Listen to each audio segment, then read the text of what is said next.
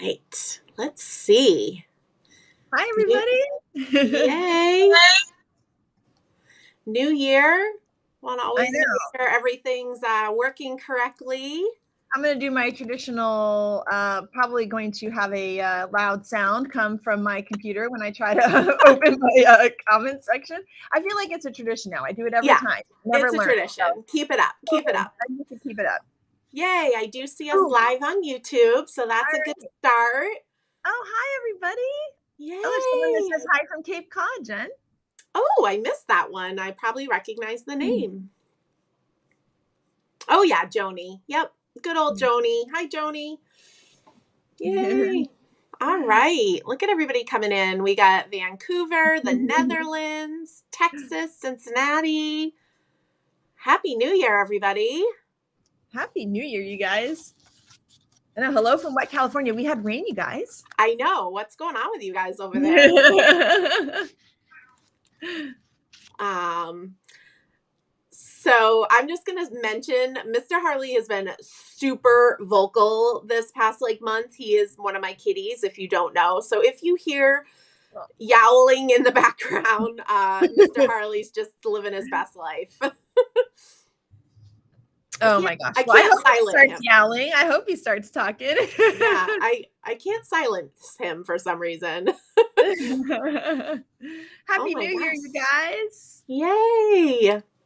Got lots of people here. This is awesome. Does anyone like that? It does not feel like January. No. I was just gone for a week though, so I think that's part of it too, is that I was gone visiting my 96-year-old grandma, which if on one of the Create With Us, she actually came and said hi if you guys were with us on that one. I was hoping you were still going to be with her so we could say hi. I know, me too. She left yesterday, so we drove back yesterday. But we were there for a week with her. And out in Palm Desert, close to Palm Springs, if anybody knows where that is. So, so it was fun to get a nice week. But because of that, it really doesn't feel like the new year because I don't know which way is what after a week gone from home. I know, it's so crazy. It's so crazy. And I know we have been busy behind the scenes getting ready for the Lawn Fawn spring release. So designing Easter cards. I'm like, Valentine's what? I know. Oh my goodness. We're designing Easter cards. Oh, I heard Mr. Harley. I know. I'm sorry. No, I think it's so cute. Okay. And we're designing our summer products. It's crazy. All the holidays at one point were happening at one time during Christmas. So yeah, it's crazy. It's so crazy. Yeah. Everyone saying such sweet things about my grandma. We call her Mimi. Yeah, she doesn't does not look like she's 96. She's incredible. Yeah. You should have seen her keeping up with my 2.5-year-old. That's amazing. It was a lot of fun. Yeah, it was a ton of fun. I love it. Everybody's saying hi to Mr. Harley. I hope he keeps saying hi. Oh, I'm sure he will. He's been so vocal. So my friend Melissa with a Y from college, she has 2 boys, my nephews, and they sent these little catnip mice. I don't buy my cats toys anymore because everybody gifts them so much. And so they sent these 3 little mice, catnip mice, and it must be really good catnip because all 3 cats are all about them. Even Gus, he doesn't play with toys. He was all about them. And so I probably should have, I'm thinking of it now. I should have just hid them because I have a feeling that's what he's playing with right now. But, always entertaining here in the Creative Chick studio. Always. Well, I just want to chime in real quick and give everybody kind of a rundown about what Create With Us is, because maybe you guys can let us know in the comments if you've joined us before or if this is your first Create With Us. Kelly and I started these back when, the pandemic started, and I'm lucky. I'm on the East Coast, so I'm on Cape Cod in Massachusetts, and Lawn Fawn is on the West Coast in California, Southern California. And so Kelly and I would be able to get together a few times throughout the year to do trade shows together, because I help teach those classes to retailers and buyers at trade shows. But of course, with the pandemic, that stopped, and she and I were chatting about how we missed getting together. And so this all kind of came about. And we thought, well, why not invite all of our Lawn Fawn family, all of our Fawnies all around the world to create with us. So we host these a few times a year. They're always kind of based around a new release. Now, this one is a little bit farther from the new release just because of the Christmas holiday and the New Year holiday. But we are going to be playing with the release that came out in December, which is Valentine's and Friendship.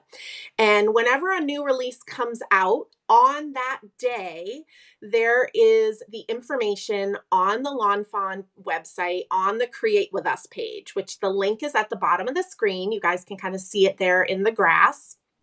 And on there, you can download the handout, which is very similar to handouts that I provide in all of my online classes, where you get pictures of the cards, all of the supplies that you're using on each card, coloring guides. And I'll tell you, I'm using Copic markers today. Kelly's going to use Copic markers, but you can use any coloring medium you would like because it's super helpful just to kind of get a color combo idea or where to put the shadow. And so we do these a few times a year. You can go back and see all the previous ones, and we just have a fun time hanging out, chit-chatting, making some cute cards. We just want to encourage you guys to use your stuff. And we very much encourage you guys to substitute. So if you don't have a particular set or stencil or ink pad color, use what you have. It's always so fun to see what creative ideas you guys come up with. And definitely if you guys, after today, whether you're watching us live or on replay, if you share your cards with us, definitely use that hashtag that's on the bottom, LF Create With Us. So I just saw a poll pop up, which totally reminded me, I forgot to introduce Shari. Shari's behind the scenes with us today. And she is commenting as Lawn Fawn in the comments. So she is going to help answer any questions. And Kelly's usually pretty good at keeping up with them as well, since I'm kind of focused on coloring and teaching and all of that jazz. That is so fun, this poll. This is so cool. I know. I'm trying to see the poll. Did you see it pop up? I think I missed the pop-up, but I can see it's at the top of the comments. So if you click it, it'll drop open for you. So it's about a 60-40. Yeah, so it's about a 60-40 split. We got about 60% who have always joined us, and we got about a 35% who's it's their first time. So I'm glad I kind of explained it a little bit. Yeah, exactly. And there's a lot of people who have watched the replays, but are just joining live. And that's the other really cool thing. So if you really enjoy the Create With Us today, on our site, you can actually go back and watch the previous ones, download the previous handouts. So you could go back even 2 years ago, which I think, isn't it like almost exactly 2 years we started? Yeah, because we started with Bubbles of Fun, Bubbles of Joy. I think that your class is Bubbles of Fun, and I think this is Bubbles of Joy. That is honestly, I didn't know the stamp set names before, Kelly, because remember, sometimes I see different names before the final name. We have like temp names for things. But now with my online classes, where I often try to name them something different, it's so confusing. But so it's exciting that you could go back and watch any of them, go back, download the handouts, even just download like the coloring guide part and print that out and put it with your stamp. So you can always go back anytime and check any of those out, which is awesome as well. And you can see that all at that link that's in the grass there, and we'll link it in the comments just throughout the time there that Shari will be doing that with us. And this poll is so fun. I'm so excited. My gosh, it's wicked fun. Thank you, Shari. You guys are hanging out with us. That's so cool. Yeah. And before I flip my camera to my table, I'm just going to flip over this screen real quick. And I just wanted to let you guys know that I do have 2 online classes coming up this month. But as with any of my online classes, you can take these at any time that's convenient for you. The first class that I'll mention is So Damn Cute. So a lot of the supplies that we're going to be using today are also going to be used in that online class, which is really fun because if you're playing along with us today, you have a lot of the supplies to be able to take, this online class, and you get even more card ideas, different coloring guides. And so we make 3 more cards, and I also give you ideas for 2 bonus cards. And then another class that will be going on this month is Frosty Friends. And so this is East Coast Fawnies Presents. And Shari, who is in the comments, lives in North Carolina. So she and I kind of always chime in that we're the East Coast Fawnies. And so we have started to teach a couple classes online throughout the year. And so our next one is Frosty Friends, which is bringing back an older snowman set. We really like to kind of bring back some vintage Lawn Fawn, and we absolutely adore this set.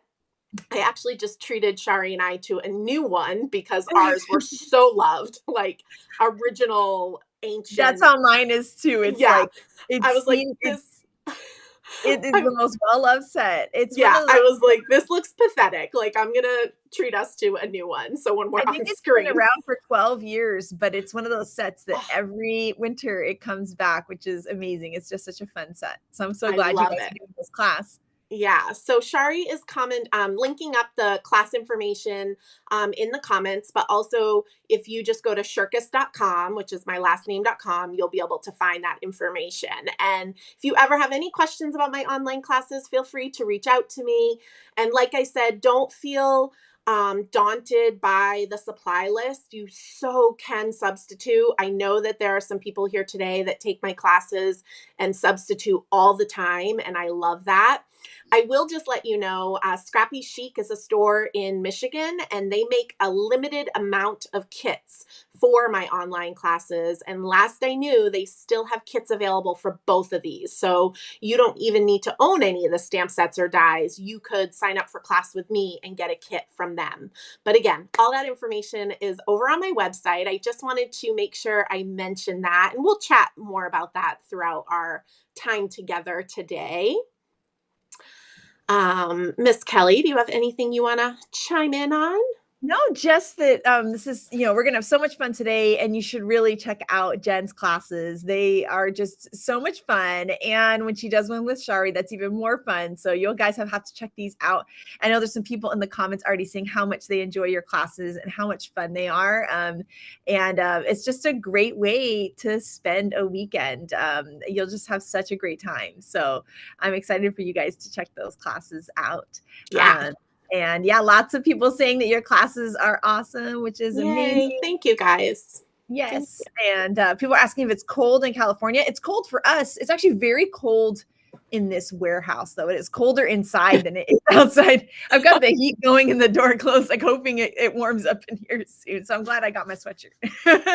Well, and I'm so excited because we have sunshine today. We have not had sunshine this week, but we have been very lucky with our temperatures through the fall and through the winter so far.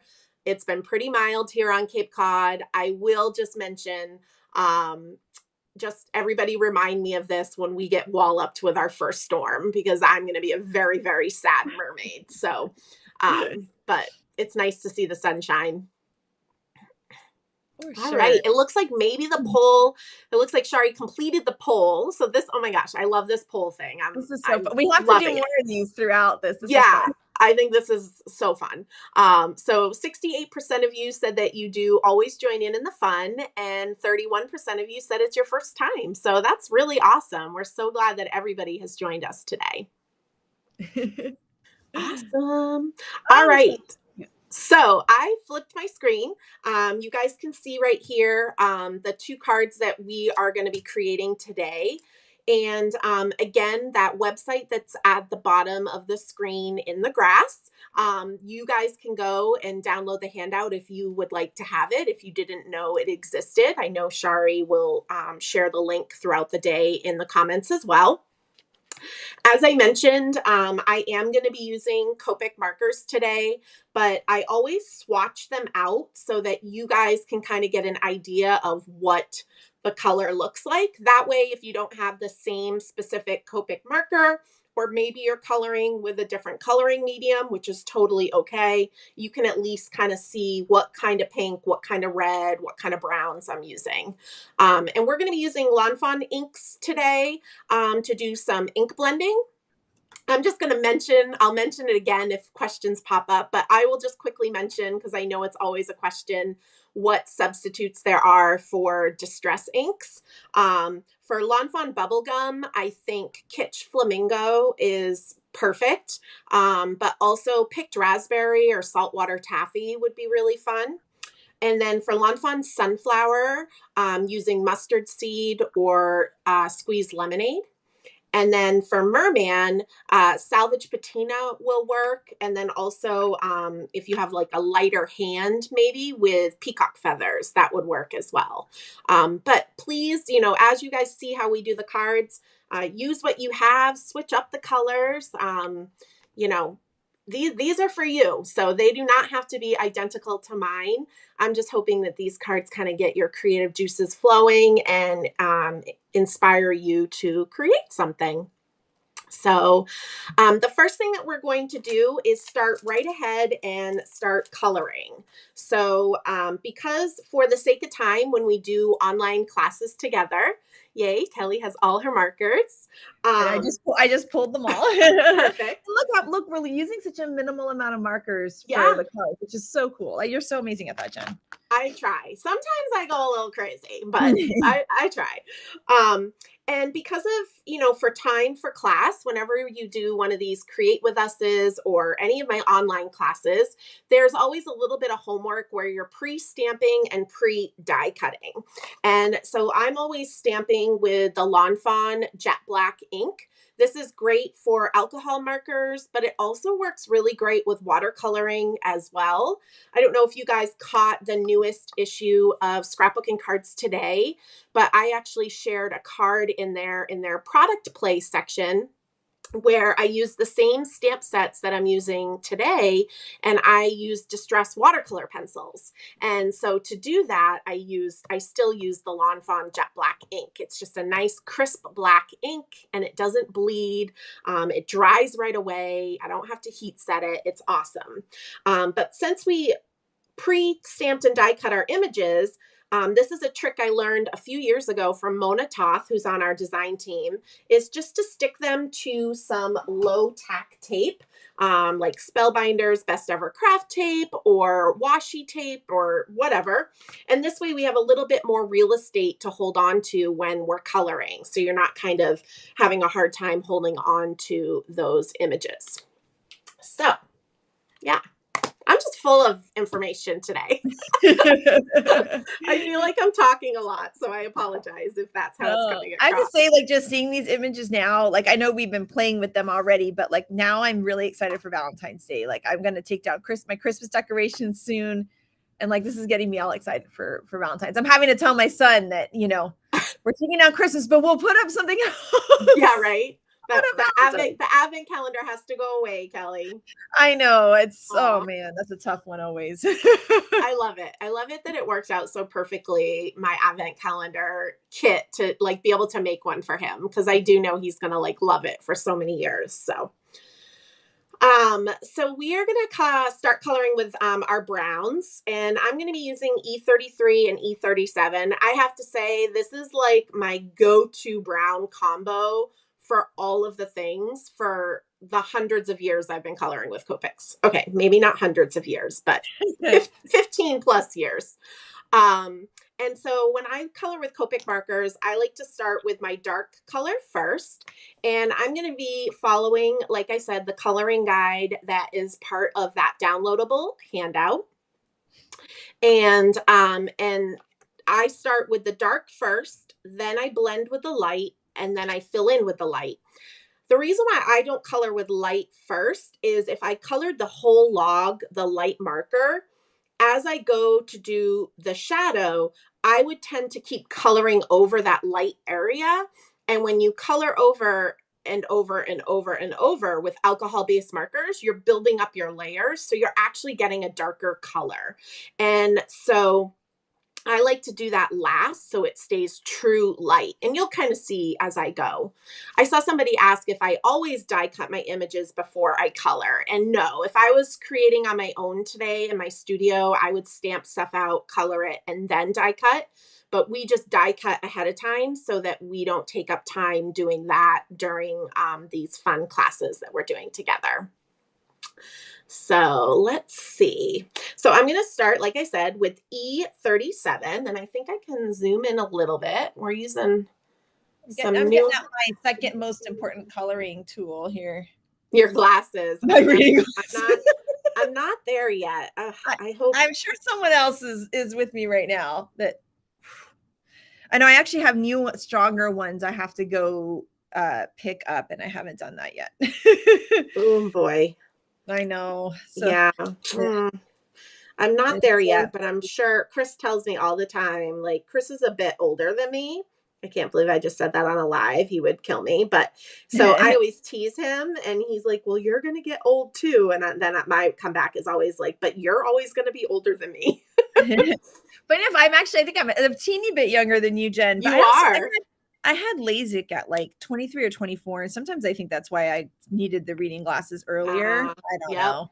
But I had terrible vision. I do not regret the LASIK. It was the best decision ever. But I could see my alarm clock after that. In the morning, I used to not be able, this is pre-phones. I would have to put my alarm clock up to my face to know what time it was. I actually have glasses for distance.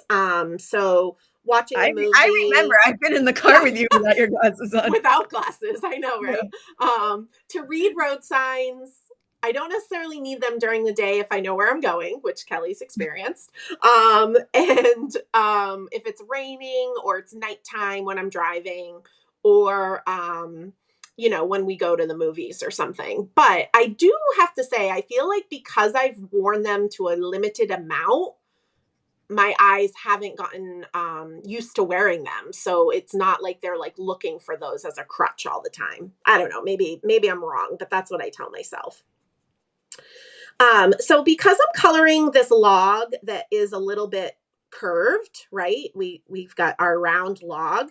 When I have something that's curved, I like to add the shadow on both sides and bring the light up into the center. So there's kind of a highlight, and that will help it appear to have that curve.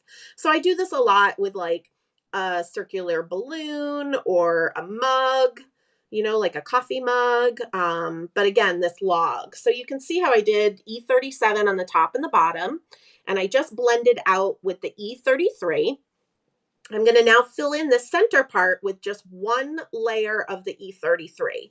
I don't want to keep going over and over because it'll get darker and darker.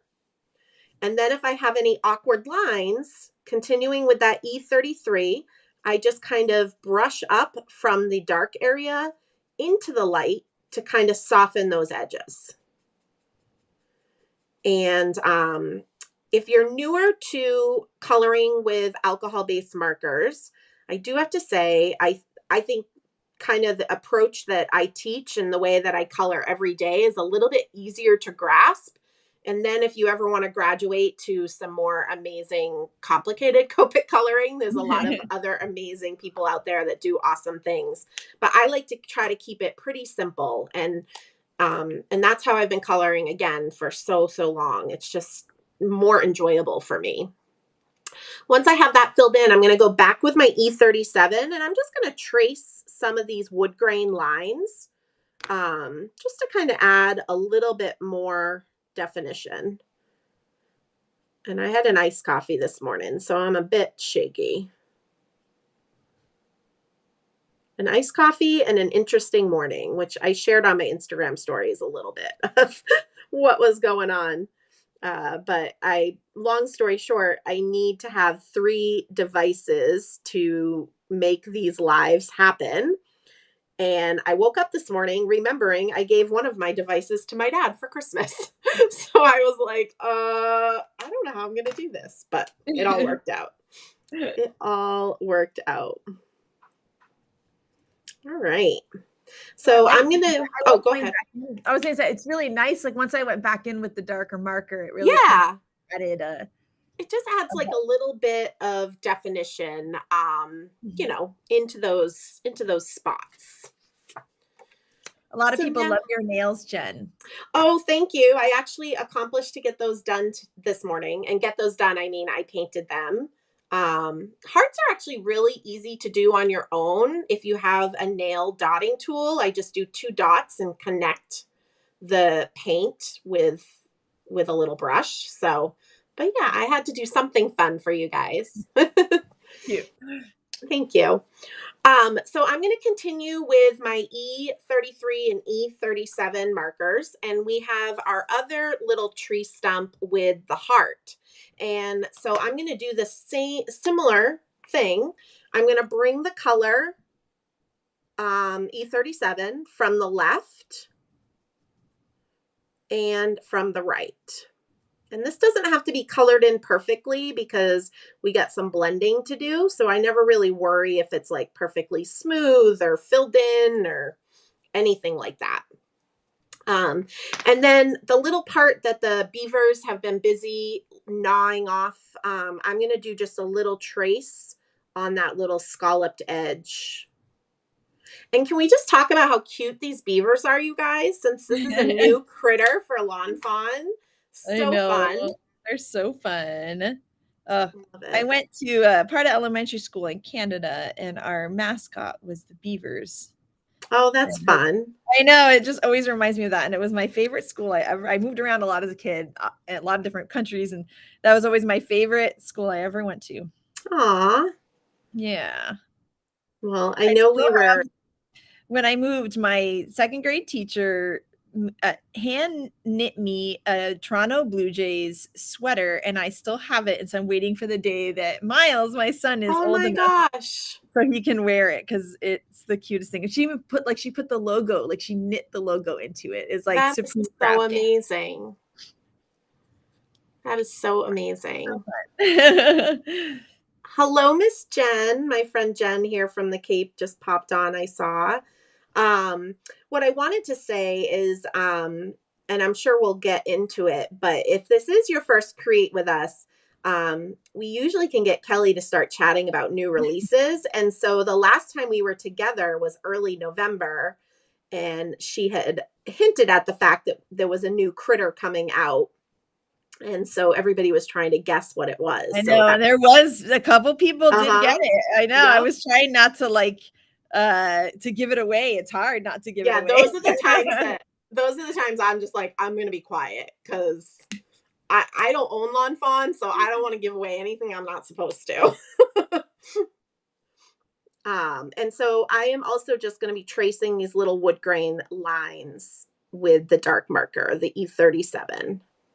I love that Lindsay just said that. Thanks for being Canadian for us, Lawn Fawn. I'm like Canadian at heart. I tell you, when I moved, it like broke my heart. I never wanted to leave there. And I used to go visit my best friend every summer. We would each visit each other. So I still spent a few weeks every summer in Canada up until almost high school. So Aw, that's so sweet. When we're coloring together, I like to kind of stick with the same colors so we're not bouncing around all over the place. So I'm going to stick with these E37, E33, and we're going to color the front beaver in the little hugging beavers. And this is from that little set that is So Damn Much, which is really, really cute. So I'm going to color that front guy first, because he's going to be colored with the same color scheme. So a lot of the times when I'm trying to choose where to add the shadow, I don't stress about like light sources or the season or the time of day or any of that. I just usually choose a side and the crevices. So in this case, I'm choosing the right side, and any little crevices, which is kind of like right around the other beaver's hand. And then I'm swooping around the right side and a little bit on his back leg and a little bit on his back ear. But I try to keep it pretty simple. We could add a little under his chin here as a crevice. I didn't put that in the coloring guide, but you most certainly could. There's really no right or wrong way. I would just recommend, if you want to have some sort of shadow, don't inline the whole image. Just try to pick one side and kind of stick to that. And then that way you will have a little bit of a nice dimension and shadow appearing. So again, I'm just using that E33 and I concentrate on blending out the edge of the dark brown that we just laid down first. I don't color anywhere else on this beaver. I just go right around wherever I put that E37 and I blend it out. And then once that's done, I continue with that E33, the light brown, fill in the rest of the beaver, not his tail, but the rest of his body, one layer. And then if I have any awkward lines from the shadow, I just kind of brush out that light color. And this kind of makes an in-between color between the dark and the light to kind of smooth out any lines. Oh my gosh, he's so cute. I love it. It's adorable. Right? I have to say, I don't have the steadiest hand, so I just colored his tooth, but I'm just going to do a white gel pen later to fix that. We are definitely going to do a white gel pen, and I actually think that makes the tooth actually like pop. It makes it even whiter than the white paper. So yeah, no worries. Oh, I see our friends Scrappy Chic are in the comments. Oh, yay. We were talking about them earlier and how they have kits available for my classes. So while we have this E33 out, you guys, what we're going to do is just one layer of color, all three beaver tails. We're going to keep the coloring of their tails really simple. I like to remind all of us, me included, that it doesn't need to be overcomplicated all the time. So I'm just going to color the whole tail E33. And then I'm going to take that E37 and just trace the lines, kind of like what we did with the wood grain. Super simple, no needing to blend, no needing to shadow, kind of keeping it simple. I sometimes do things so complicated, and then I'm like, Jen, why? Why did you just do this to yourself? So I like to build, yeah, right? So I like to build these reminders in for us. It's good. This is healthy. New year. Yeah. New doesn't have to be crazy. No, it doesn't. It's still going to be a wicked cute card. We don't always have to overcomplicate it. Now, sometimes it's fun too when you're trying a new technique or learn. Yeah. But yeah, I think it just depends on what not every card needs to be the same. We can have simpler cards, and then we can have a card that takes us 3 days, Yeah. And in all honesty, I mean, these cards I was designing in late November, early December. So that was like, for us Americans, that's between Thanksgiving and Christmas, where things are super hectic. So I was probably in that mindset where I'm like, gotta get this done and move on to the next task. So it's just nice sometimes to remember that we don't have to overcomplicate things. So Sarah says, I've never seen a beaver in real life. Why are they always drawn with checkered tails? So I used to go canoeing with my dad. I grew up in New Hampshire, and I used to go canoeing with my dad, and we would see all these beaver huts on the lakes and the ponds. And we would actually collect some of the beaver wood and like bring it home and stuff. And so I have seen beavers, and what it is, and definitely do a Google image search so you can see a real life beaver, but their tails are almost like, what is that kind of jacket that we wear in the, Kelly might not, well, she might know, in the winter.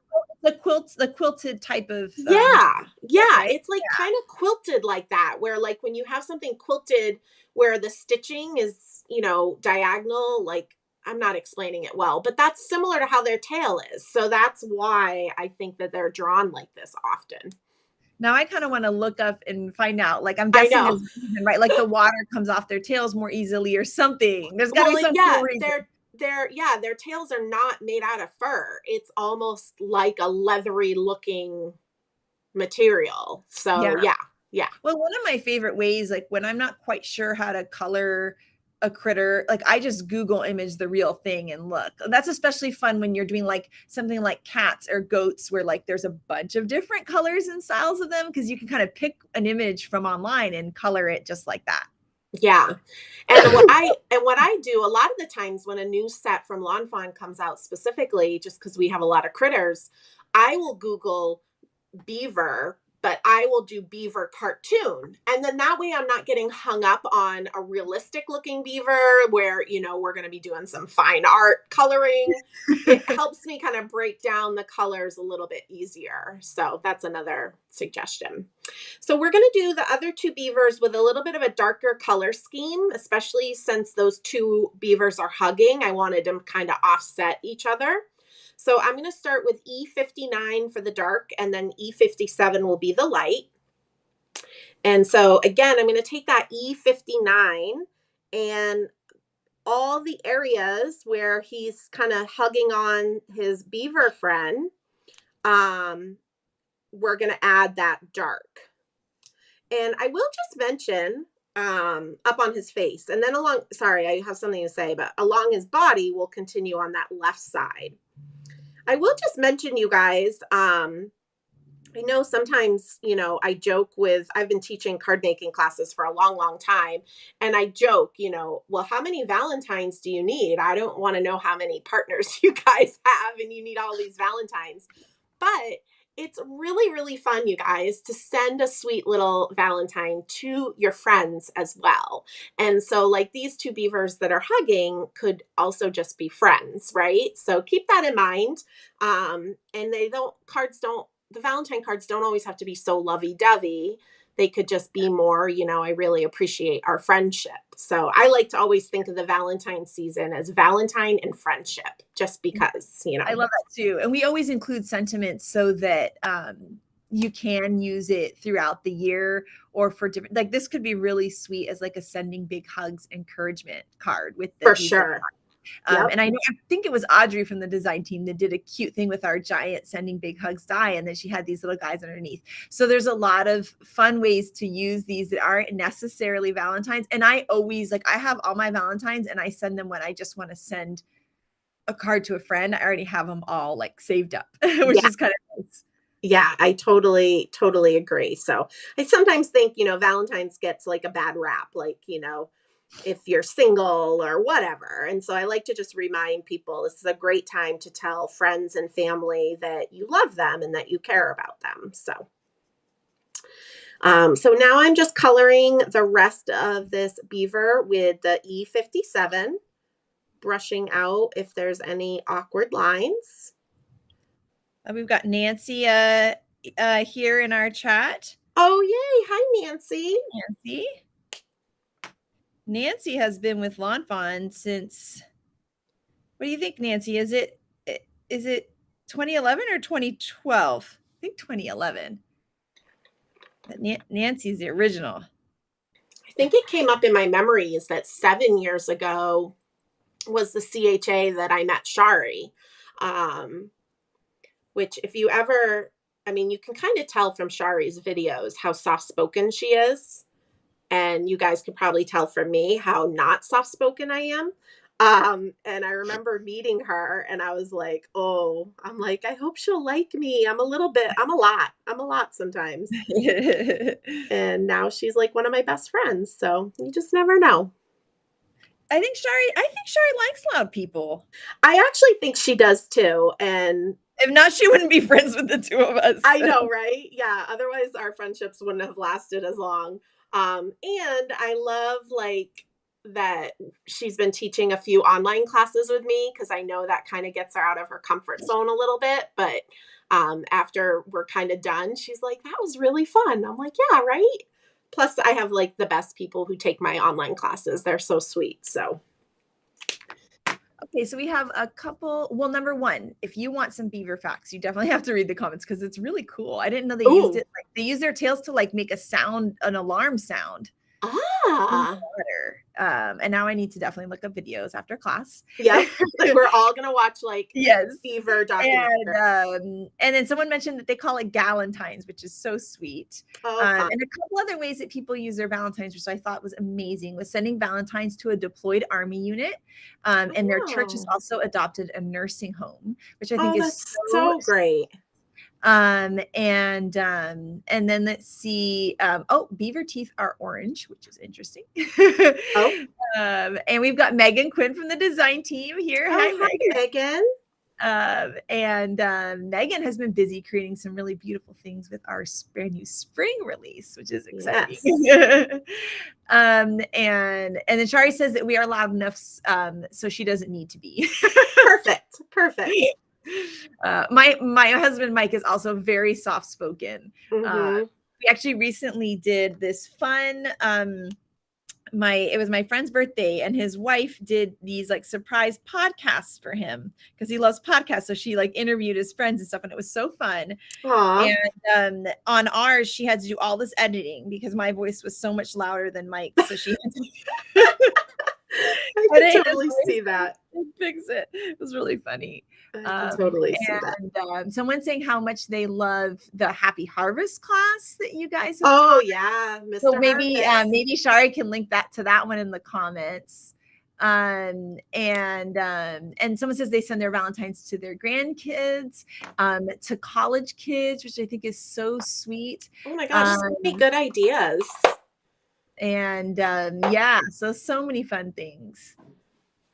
So I just quickly looked up and saw somebody asking when the spring release is. Do you want to give a date for that, Kelly? So the spring release is February. I'm going to make sure I say the right date. I've got my calendar over here. I got to take the glasses off to see it. February 23rd. So it's coming up really soon. And that means that Inspiration Week is going to start the 15th. I am so excited about this release. It has some of like my favorite stamps of all time. And I know I say that a lot because like everything's my favorite, but this one, you can ask Jen. There are like so many, like there's so many good, there's a lot of like themes, and there's so many goodness out of all the themes. Yes. And there's a lot of like main character stamp sets. You know, when you watch one of those movies where there's like a lot of main characters, that's what I feel like this release is. Because there's so many cute themes. And I'm just excited about it. We have a really cute baby set, which we haven't done in a long time, but that also works for all these other things as well. And when you guys see it, you are going to love it. It is so fun. The dies are really fun. The interactive die is really fun. So I'm really excited about it. I just have to give a shout out to Nancy because I just saw, she said in 2010, she arranged your first card class at Stamp Fever, which is in Southern California. And then she helped out whenever you needed help. And her first trade show was 2011, and she's loved every minute. So 2010.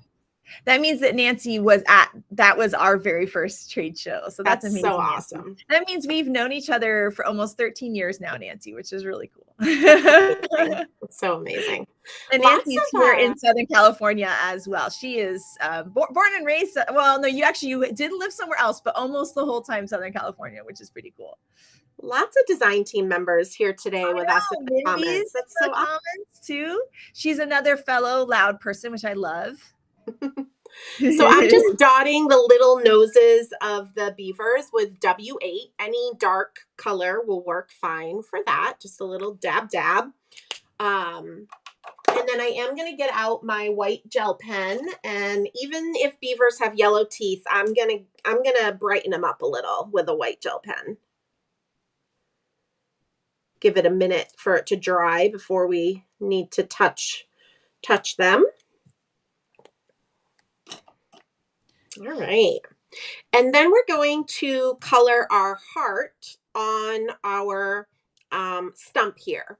And so for that, what I'm using is R35 and RV13. So we're going to kind of pinken up our red, which if you know me, that's something I do all the time. Shari's favorite color is red. My least favorite color is red. So I always kind of pink it up. And she still loves me. So I'm going to take that R35 and I am going to do the left side of the heart, just kind of a little line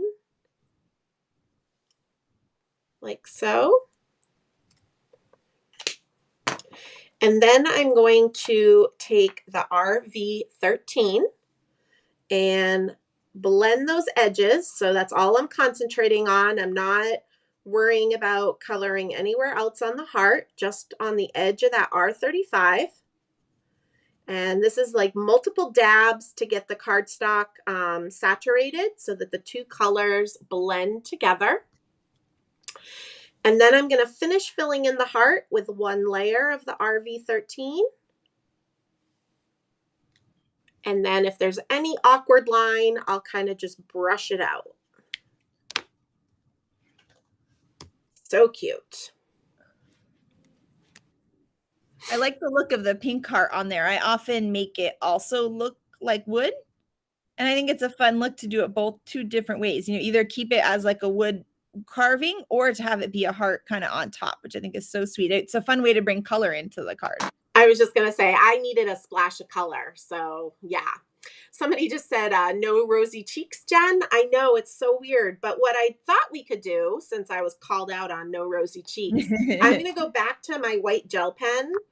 And Kelly and I have talked about this in the past. Like, I think I can say this, but she and I are not, neither of us are like the best people to do accents with our white gel pens. We kind of copy the other design team members who are amazing at it.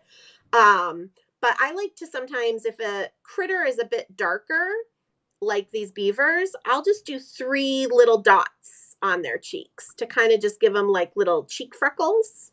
That's so cute. So we'll do that today. All right, I'm doing that too. Wasn't on the coloring guide, but you know, let's stray a little bit. I know. I think Megan, who's in the comments, she's the white gel pen master. I pretty much just copy everything that you do, Megan. Yeah. That's just one thing I've just never picked up doing very well. And that's a good reminder too, you guys, is to use other people's inspiration if it's a technique you want to do, but also be okay with just admiring that technique. And it doesn't mean you have to do that, you know? Yeah. Yeah. And also, I mean, it's just fun to get inspiration from all of our crafty friends, right? Try things that they do. Oh, yeah. I feel like I learn a lot when sometimes I'll copy other people's coloring, and I feel like I learn a lot because it's different than what I normally do. So it's a fun way to do things. Yeah. Someone's asking if there's a substitution for light walnut. I'm trying to see which one. Oh, I'll take a look. I've got my Copic chart here, so I'll let you know. Oh, good. Yeah. For E57. I'm looking real quick, maybe E25 or. Yeah, E25 or E27 would be good. It's a little more red, but you could do E37 and you also could do like E47. Once again, they're kind of different shades of brown, but it's kind of within that same look. Perfect. Someone says main character energy. I like that. That's the spring release. Oh, yeah. Oh, Erica just said, Jen, I thought purple was your least favorite color. No, purple's not my least favorite color, but I will quickly omit it to have more room for teal in a rainbow. Yeah. But I pretty much never use red in a rainbow. It's always a pink. And I think I feel bad. I give like red a bad rap, but I think it's because I worked at Staples in college, and that horrible red that's the Staples branding color had to be our polo shirt with like black jeans and black shoes. And I don't know. A warm red I can do. An orangey red, no. All right, so we got a couple of questions here. Someone said interactive dies. There will be a new one in spring, and that release again is February 23rd. But we'll start our inspiration week February 15th. And someone's offering tours class again. So we don't have current plans to do any make it take or anything yet, but hopefully one day. And there will be, I'm not sure how much information I can say, but there will be another event. So you'll see more information about that coming out soon. It would be fall of 2023. Yep. And I did some in-person stuff in the fall of 2022. Yes. And I know Scrappy Chic kind of already let the cat out of the bag. I will actually be visiting Scrappy Chic in Michigan in May, teaching in person. I'll be at Papercraft Clubhouse in Connecticut in May as well. And then I also have some fun in-person stuff happening in the fall of this year. So yes. So keep an eye out. Make sure you're signed up for Lawn Fawn's newsletter. Make sure you're signed up for Jen's newsletter. That way you'll get all of the information. Yep. I wanted to mention, Michelle asked about if she wants a paper cardstock that looks like water, glimmery, and reflective. So we do have a pearlescent vellum. Let me see if I can grab a piece for you. Also, guys, mermaid cardstock is back. How have we not talked about this yet? I meant to ask you if it officially was back. I know there was a question. Officially back. It took us about a year to get it here. We are so excited that it's back. I'm seeing if I can find my pearlescent vellum. Oh, I see an order to Lawn Fawn happening right after this live then, because I need mermaid cardstock in my life. Maybe while Kelly is looking for pearlescent vellum, oh, she found it. I'm going to color the card, the cute little card that's going to be on one of our cards with BG32 and BG11. I had to put a little splash of teal into these cards. If you want your card to be red, we can still be friends. No worries. All right. This is the pearlescent vellum. I'm kind of get it to catch in the light. It is stunning. It's vellum, so I'll show Kelly, you. Go ahead and show that again real quick because I just made you bigger. Oh yeah. Okay. Let me get situated here. I got to get it catch the light. Yeah. Isn't that pretty? It looks like water or ice. Like we have a figure skating stamp set, and it's really cute with that. Really pretty as water. And it's a vellum. So I'm going to put our little beavers behind here, and you can see it's obviously a little translucent, and it's got that beautiful texture. Now, if you love this, for the spring release, we have some pastel pearlescent vellum coming out, and it is, it's so beautiful. So imagine this, but with pretty pastel colors. You guys are going to love it. So that's a fun little sneak. It's a really cool. Oh, I just did something crazy. Hold on one second, you guys. I don't know what I did. 1 second. We'll be back. We'll be back. Chatting. I'm gonna go through. There we go. Here we go. Sorry, I hit something wrong. Let's see. All right. So let's see. We've got a lot of comments here I want to catch out on. Oh, this is so sweet. So someone said they want to give a shout out to Catherine, Debbie, Claire, and Melinda for taking such good care of their orders with sweet notes. They are the best. They're so amazing. And every once in a while, if you see a little scribble on one of your notes, that's from Miles. Miles does thank yous with them a lot. That's amazing. Miles is my son, if you guys don't know. And someone's asking if there's a new tiny gift box add-on. There is, and it coordinates with one of the stamp sets. It's very, very cute. All the secrets. Here's a little hint. It's like the least tiny of animals as a tiny gift box. That's a good hint. And that's a good hint, right? That's a good one. Yeah. Let's see here. So you were saying they learned white gel pen techniques from Nicole Spohr and Melania Deasy. Yes, they are amazing, both of them. And then someone says red and teal is their favorite. So it's a that would be your love-hate combo, Jen. There you go. I can get on board with that. Oh my gosh, a Beaver Tiny gift box. Okay, so hopefully Shari can link to it. Elena from our design team did the cutest Would You Be Mine party scape, and she took, I believe it was the skunk tiny gift box, and turned it into the beaver. So Shari's going to link that so you guys can see it because it's amazing. And it was really easy to do. And then someone's asking if any in-person stuff in California, and that's the thing that we kind of hinted at for fall of 2023. Yes, everyone's very excited about the mermaid cardstock. So are we. I don't even know. They kept telling me it was coming. I was like, I'll believe it when I see it. Yeah, right. To see it. You get excited the first time, and then like the fourth time that it's mentioned, like, it'll happen. You're like, it'll happen when it happens. I see a few. Real quick, Kelly, I see a few people that missed the time and are here late, and snowstorms and all of that. I just want to remind everybody, no worries. All we've done so far is color, but you can always catch the replay. So if you do want to create along with us, You can start, we're going to work on our backgrounds next. So you could start working on that. And then after we're done, you can go back to the beginning of this video. I even think on YouTube, you can watch us from the beginning right now, but don't quote me on that. Okay. So yeah. And someone's asking, this is a really good question. This is the beautiful Debbie from here at Lawn Fawn. Does it work to go back and add the cheeks after you've done the dark, or would you leave space for the cheeks so the pink would show through if you were going to do rosies? If you're using alcohol-based markers, then you most certainly can add the pink after. And I'll give you guys a little demo on the corner of this cardstock right here.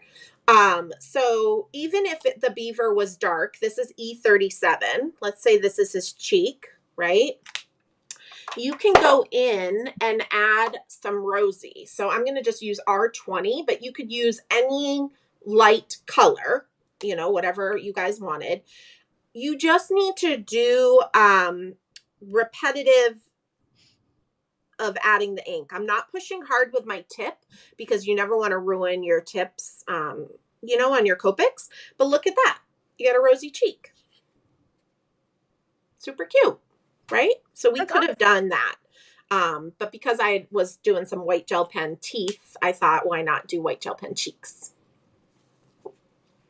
Good question. Hope we're saying hi to Ivy as well.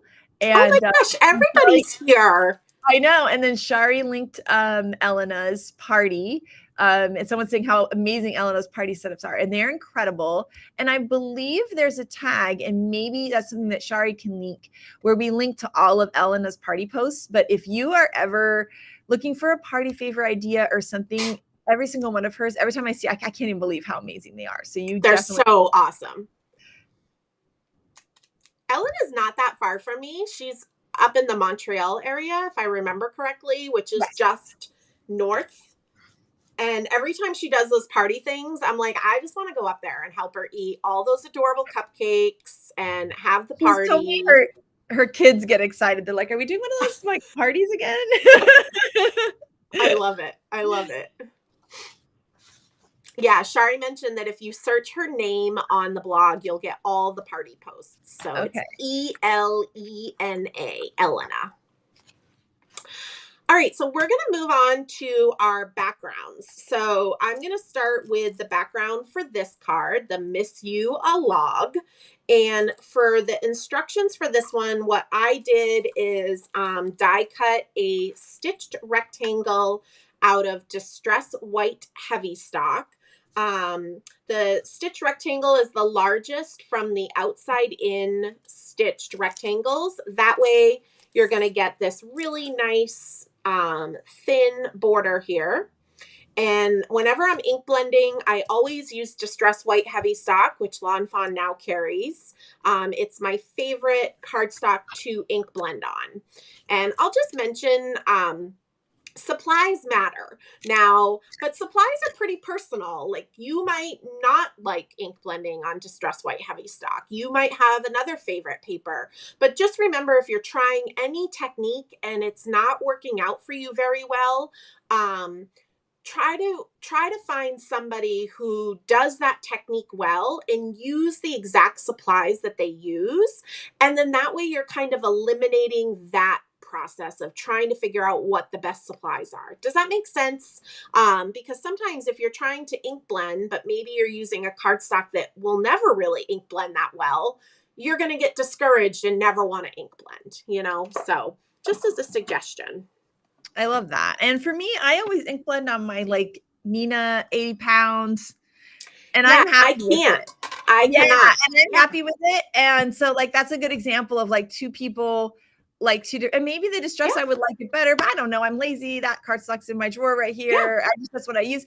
And so it's really, like you said, it is a lot of it's like personal of what you like. I remember at one point there was the Bristol Smooth and using Distress inks, not the oxide, but inks on that. I remember I had much better success with those. So it's like I said, it's just something to try, and it's a really good thing to say like, hi, I've been struggling with that.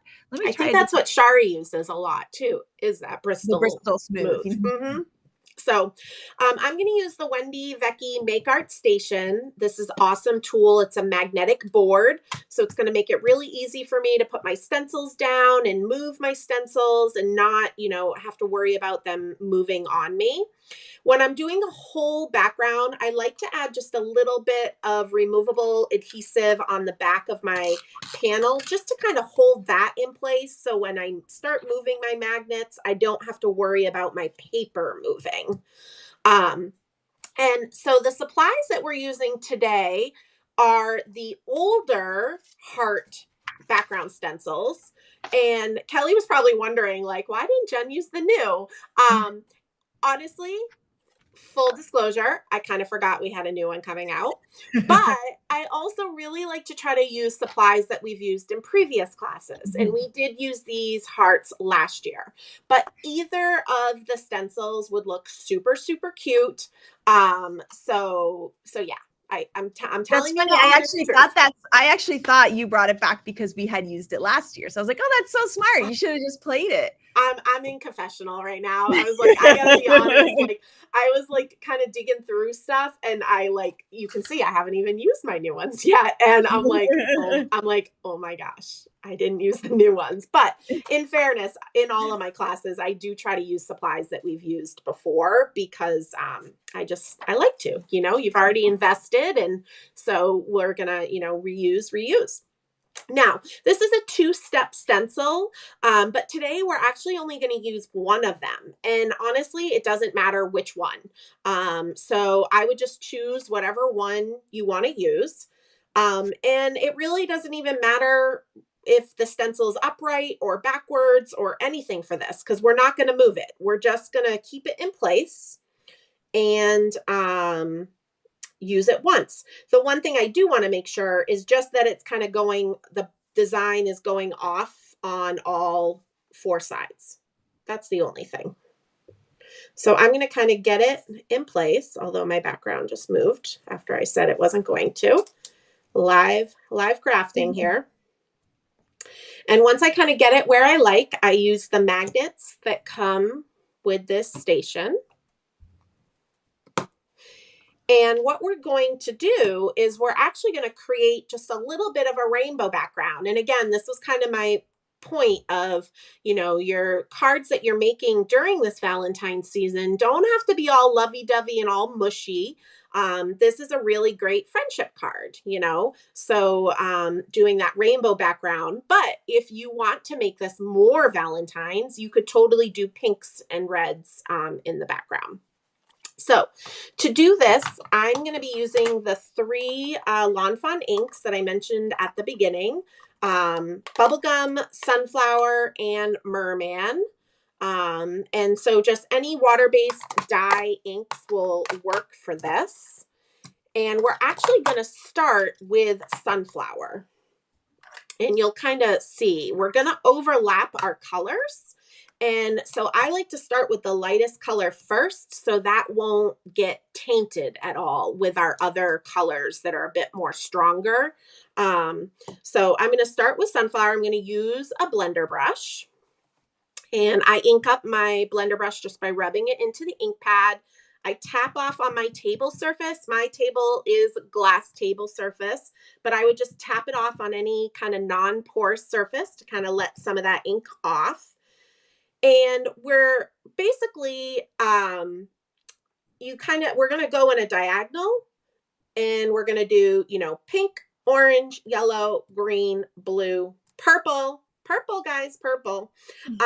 So just kind of keep that in mind. You want a little room for pink, a little room for orange, and then that's where you're going to start your yellow. And I kind of have my fingers like, I don't know, 3/4 of an inch, pink, orange, yellow. And I'm going to start doing a diagonal line with the sunflower ink. Now, with the sunflower ink, we do want to go up into that orange area a little bit, and we want to go down into the green area a little bit, because we're only going to use 3 ink pads, and we're going to overlap those ink pads to get our other colors. Is this making sense, Kelly? Am I explaining this okay? Okay. I think we see it happen too. Yeah. Yep. And the cool thing is too, is if you want to create along with Jen, And then you just can do another background right after if you don't like the one you had, as we're trying to learn how to process this. Because I'm kind of like, oh wait, where do I put the yellow? But I can go back. Oh, you can always go back with your inks to get a new piece of paper. For sure. Yep. Thank you. And now what I like to do is I always have a flour sackcloth in my lap. But any paper towel or anything, I just like to do just a quick wipe of the stencil. I'm not trying to clean it perfectly. I'm not using any rubbing alcohol. I'm just kind of getting a little bit of that excess ink off, just so it's not so much yellow on there. I also use that to kind of clean off my table. And now I'm going to go ahead and use my bubblegum ink, my pink. And so same process, ink up my blender brush, tap it off, and then now I'm going to bring that color down into the yellow. So we're going to have an area that was white that became pink. And then by bringing this pink into the yellow, we're going to have some orange. And I just love this. I think it's so pretty. It's really nice, especially if you don't have a lot of ink pads. I do this a lot in my classes so that, you know, when you see a supply list, you don't see 100 ink pads. And then we are going to bring in Merman. And I'm not going to bother to clean the stencil because I'm not going to be going up into that pink area with Merman. So I'm not really as worried about it as I was with the yellow. And I'm going to come up from the bottom with Merman. So you're putting the Merman all the way in the bottom corner. Yep, all the way in the bottom corner and all the way up into that yellow. And now you can start to gauge how much yellow do you want? How much green do you want, right?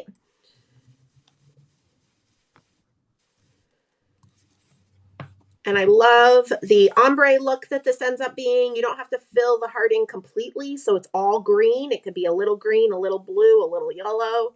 I just think it's so pretty. This is so fun. Also, this kind of, like, sometimes I see people's like rainbow stencil backgrounds. I'm like, how do they do that? And like, this is way easier to me than bringing out all the colors and all the bright pads. Yeah. Like, this is so achievable versus like all the ink pads. I'm like, I mess up my ink colors and they get all muddy, and this is really cool. Yeah. So now that we have this done, I am going to just gently wipe off the blue area a little bit so there's not a ton of extra blue ink on that stencil. And this is where we're going to get our purple. I'm going to go back to my bubble gum. And I'm actually probably not even going to re-ink my blender brush. We'll kind of see. Oh, not that blender brush. We'll kind of see as I start to do it. Again, there might be enough ink on here already. And I'm just going to bring up a little of my pink blender brush up into this Merman and put a touch of purple for all my purple lovers out there. We talk a lot about this in my classes, because I know people who love purple are very passionate about their love for purple. And then that is our rainbow background. How cool is that? Okay. I'm like, so this is my favorite. This is, I know, taking like those makeover shows from like the early 2000s. You know? This is TLC 2002, you guys. Look. Ah, that's so fun. Yay. I love how every one of them is different, you know? It's right? Like yeah, so pretty. Love it. Yeah. Love it, love it. And so now I am going to use, I have a little mister bottle with some isopropyl alcohol. This is how I like to clean my stencils when I'm using ink, because it's just a couple spritz. Wipe it with my cloth, and because alcohol is fast evaporating, there's no dry time. So this is really great, especially if you are using layering stencils and you want to keep switching colors. Instead of having to have a wet stencil that needs to dry, this is just a quick, easy way to clean your stencils. So whenever you're using inks, not necessarily not pastes, but inks. Yeah, paste, I got to go straight to the sink. Yeah, paste, you got to put it in a bucket of water or go straight to the sink. So now, some comments really quick, Jen. Yes. We were all so busy doing I know, so busy making all the rainbows. I'll take a sip of my water. Yeah. Oh my gosh, I love this. So somebody is crafting with the set that they won in one of our giveaways this release, which is so cool. That makes me so happy. Yay! And every month we have an inspiration week. Sometimes it lines up with a release, or sometimes we've already had the release and our releases last for 3 months. So we keep having more inspiration weeks and more focus on different stamps and dies and stencils, etc. And we always have giveaways on those day. And the first day, the big giveaway is usually huge, like all the stamp sets from a release, things like that. Oh my So God. you definitely need to check those out. And if you're ever worried about missing anything, you can sign up for our newsletter, which we always do little heads up that it's coming. You can follow us on social media, but you can also follow us on the blog. So if you go to our blog, and I'll have Shari link that in the comments. Thank you, Shari. You can actually sign up and get the blog in your email inbox every single day. So it's kind of like a happy email in amongst the spam of like 8,000 target emails.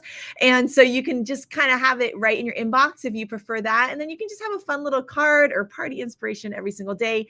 And that way you won't miss any of the giveaways either. Yay.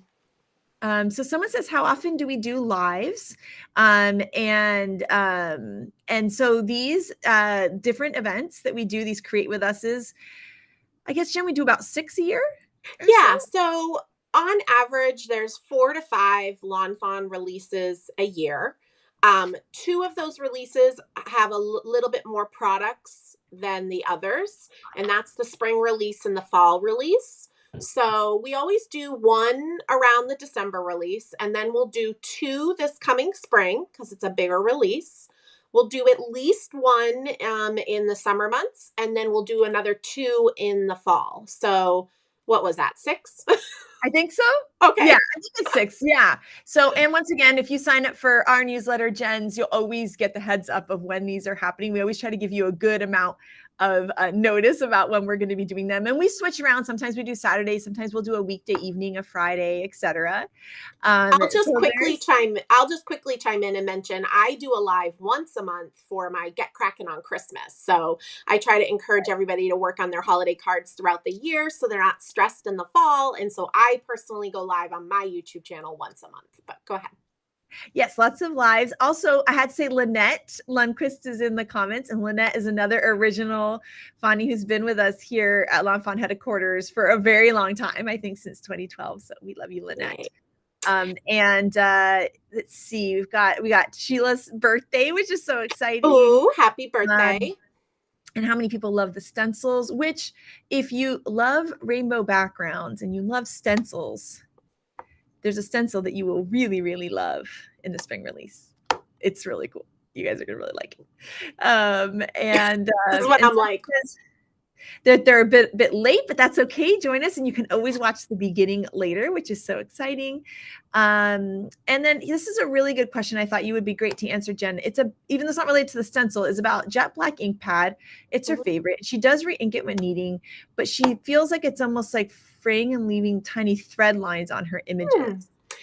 So I think that might be, do you think that's just kind of, it's getting a little bit worn out? Yeah. If you've had your Lawn Fawn Jet Black ink pad or any felt topped ink pad for a long time, like I'm going to grab my tweezers. You guys can even see, sorry, on the edge of my pad here, I have a few little strings. I don't know if that's coming up on camera, but if they're on the edge, that's fine. Just go ahead and even just rip them off, honestly.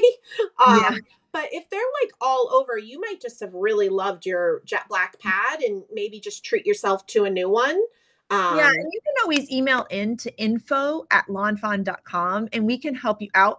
Those little frays, I do get them on the side, and I do what Jen does. I just kind of peel them off. That's just the nature of the felt, like it's almost like a fabric that the ink pads are made out of. So the little ones on the side, and they're very easy to remove. If you have ones kind of in the middle that are giving you issues, you can always email into info@lawnfawn.com. You'll get to talk to the amazing Jess, and she will hook you up with anything that you may need. But if you've just got the ones on the side, just peel those off because those are really, really easy to move. I actually have my original Jet Black ink pad, and I've had the frays on the side, but never in the middle. So we can always replace if you've got them going on in the middle, but the sides, you can always just kind of peel off.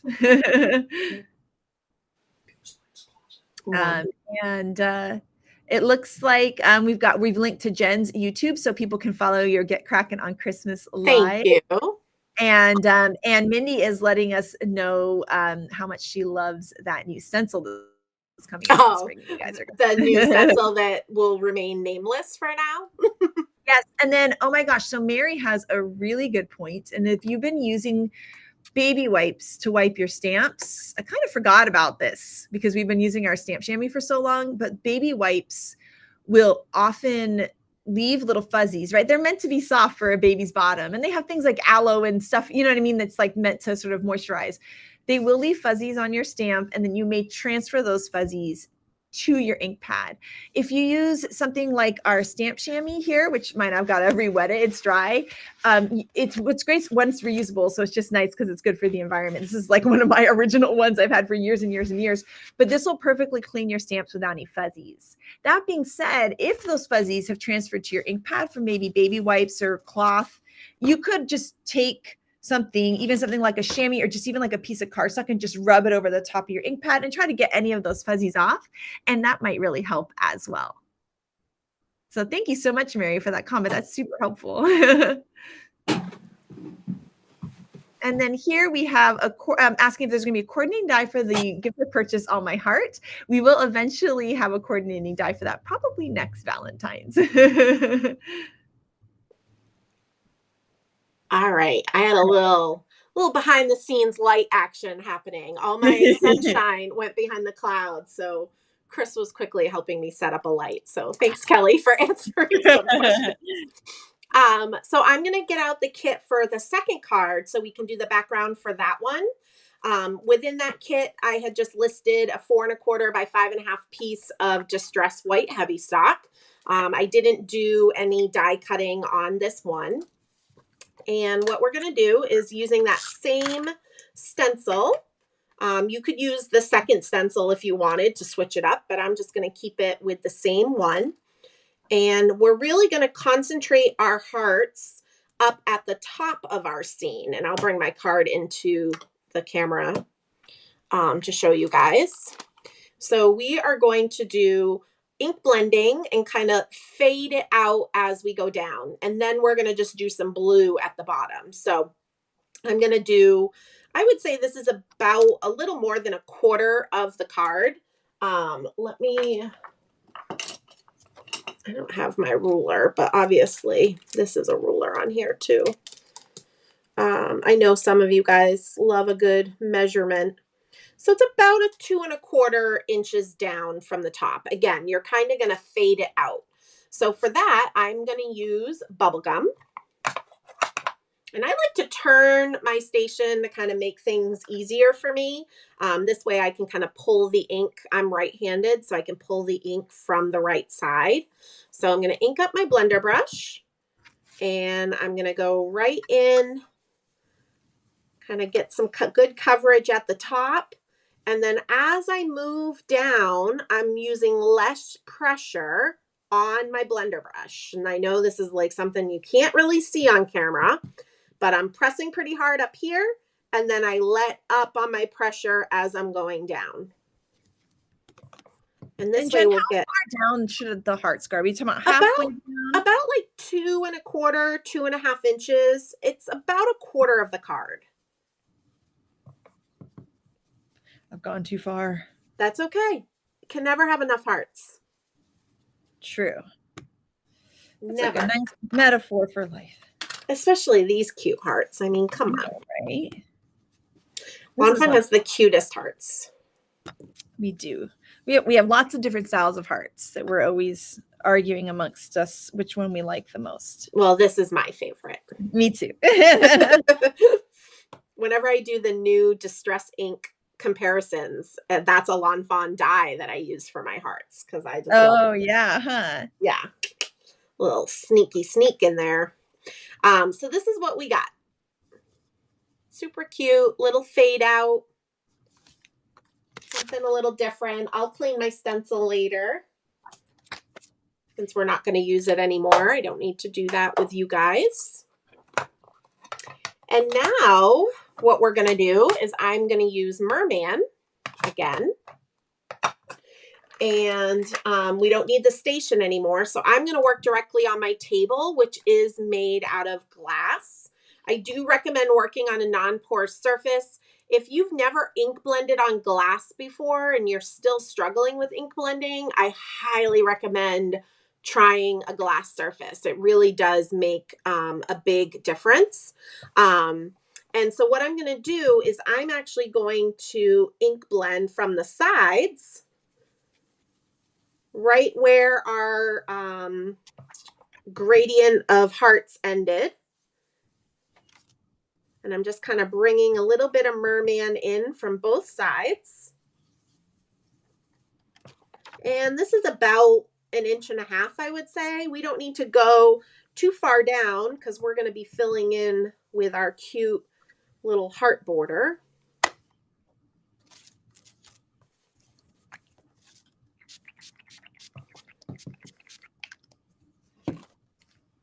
And you can make it as dark or as light as you want.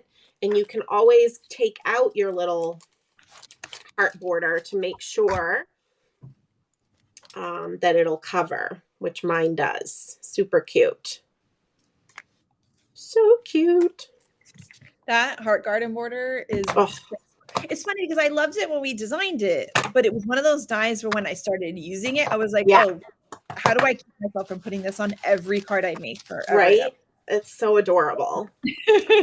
And I love, like, it's not that there's not a whole lot of pieces to it, so it's a really affordable die too. Like, exactly. Yeah. I just love the border dies because they kind of give you this, like, I don't know, it's just like always adds a little special thing to your card. Yeah. I wanted to show that I decided to do 2 of them because I had made my hearts too dark. So I thought, you know what? So pretty. Like lighter hearts with the same ink. And I think it's I love it. I think it's super cute. Again, we don't all need to make the same thing. Now, I just want to point out, so when I cut my heart border here, I don't really love how this one on the end cuts, how it's like cut off like that. I don't know. It just kind of bothers me personally. So I'm going to just do a little lawn trimming over here. I'm going to use my scissors. I'm going to keep the grass, but I'm just going to cut this at an angle and just get rid of the part that had the heart. And now that's way better to me. So don't be afraid, to modify. And I was just looking... Yeah, I'm going to go ahead and attach this, actually, since it's out, to my card with just some tape runner. And we'll keep working on this card, and then we'll go back to the other one after. All right, I'm going to catch up here and see. Everyone's saying how much they love the stamp chamois. Yay. Yes. Love stamp chamois. Someone says, how often do you clean your chamois? Never. Yeah, never. I never do. I will sometimes if it gets really inky, because sometimes I'll use it to like clean my surface after I like am inking and things like that. I'll run it under the sink and like wring it out, but that's all I ever do. You can throw them in the wash. I have tried everything. So you can put them in the washing machine. Just don't put it in with something that you love, like your favorite shirt. Because obviously the ink's going to come off, but you can throw them through the wash if it bothers you, but they will always be a little stained. But what I like about it, it's like a living history of everything you've made. Like right here, like this one says, "You're the Zest" and "Squeeze the Day." That's from the "You're the Zest" stamp set we just did. And like, I can see, I can see things from the spring release on here. I can too, actually. Like, I have "Miss You" a log up here in the corner. Like it's almost like this like living thing of like what you've been creating, which is really fun. So I think it's fun to kind of see the ink, the staining sort of build up on it because it still works great. And it's like I said, it's sort of like this like history of what you've done, like just like Jen's cloth, right? It's like everything you've ever made is on that cloth. It's so cool. Mine's not quite as impressive, but it does have some. That's okay. You'll get there. Colors. This is probably 5 or 6 years old. So, well, funny enough, this one was one I think I got long before we started Lawn Fawn. It must be like, 15 years ago or something. It's like an IKEA thing. And I found it recently when I was cleaning some stuff, and I was like, oh my gosh, it's just like Jen's. I can be just like Jen. I do a lot of inky stuff. So yeah, it gets used a lot. So I attached my bottom down flat with just a tape runner. And so now we're going to go ahead and stamp our sentiment. And to do that, I'm going to use I Love You So Damn Much and Happy Heart Day. So we're going to kind of use a sentiment from both sets. The Happy Heart Day is from Would You Be Mine? And I Love You So Damn Much is from So Damn Much. So we've talked about this a lot, but I love that the Lawn Fawn sentiments are cut out in these block shapes. So it's really nice and easy for you to kind of, have the two sentiments touch each other and know that that's a good spacing between the two sentences so they won't look squished. I went to school for graphic design and I love typography. So I very much appreciate that thought process is done for me and I don't need to worry about it. So much appreciated. And I'm just going to stamp the sentiment in black ink. And I've got a couple of the comments. Brenda, she mentioned that she needed to contact our customer service. Please contact us at info@lawnfawn.com. And Shari will put that in the comments again, and we can help you out with everything that you need. And someone's asking if the mice are coming back this spring. They are. And is it the cutest mice that we've ever done? It might be. The spring. Oh yes, I'm sorry. I actually also was getting a little confused with a summer. So if you guys know what Shari's like other favorite crafting thing that she does is, oh yeah, that might be related to what the mice are doing in spring. So it also might be related to two of my cats' names. Yes. And not Mr. Harley. So we've got our two sentiments there, centered down at the bottom. And I'm just going to put my sentiments back like a good crafter. Not always what I do, but And when you guys are sending suggestions, I'm writing them down, by the way. So I saw suggestions here, and I'm going to write them down. And someone's asking what you store the chamois in while crafting. We have these stamp chamois cases. You could, of course, put it like on a dish in your counter, but the stamp chamois cases are really fun. These are made by our friends at Make It by Marco. They're so cute. Ours has these fun little stars on it. And what I love about it is these are holes. And the reason for that is you want your chamois to breathe some, but not so much that it dries out. I live in an incredibly dry climate. And so my chamois dries out on my desk so quickly. So what I do is I take it and I put it inside my stamp chamois case, and this keeps it, not my favorite word, moist while it's on my desk, but doesn't keep it so that it's going to stay wet forever and end up kind of gross, right? So that's why I really love this. And what I do when I'm crafting is I actually just put the bottom like this, and I have it here, and I actually clean my stamps. So if I was stamping with this block, I just clean it like right in there. And that way I never put my wet chamois on what I'm creating, because I've done that about a million times. And so that's nice. So I just have it right over here to my side, and I'm always cleaning off. Like if you watch our intro videos and you see when I'm stamping everything out, my hand kind of goes to the side. It's because I'm cleaning my stamps over here, and then I can put the stamps back over here as I keep stamping other things out. So it's like a nice, fun, handy tool to have. And if you're doing a marathon crafting session, having that base in there, I just use like my Distress sprayer, and I'll kind of just add a little bit more water to my chamois so I don't have to get up and wet it again, which is really nice.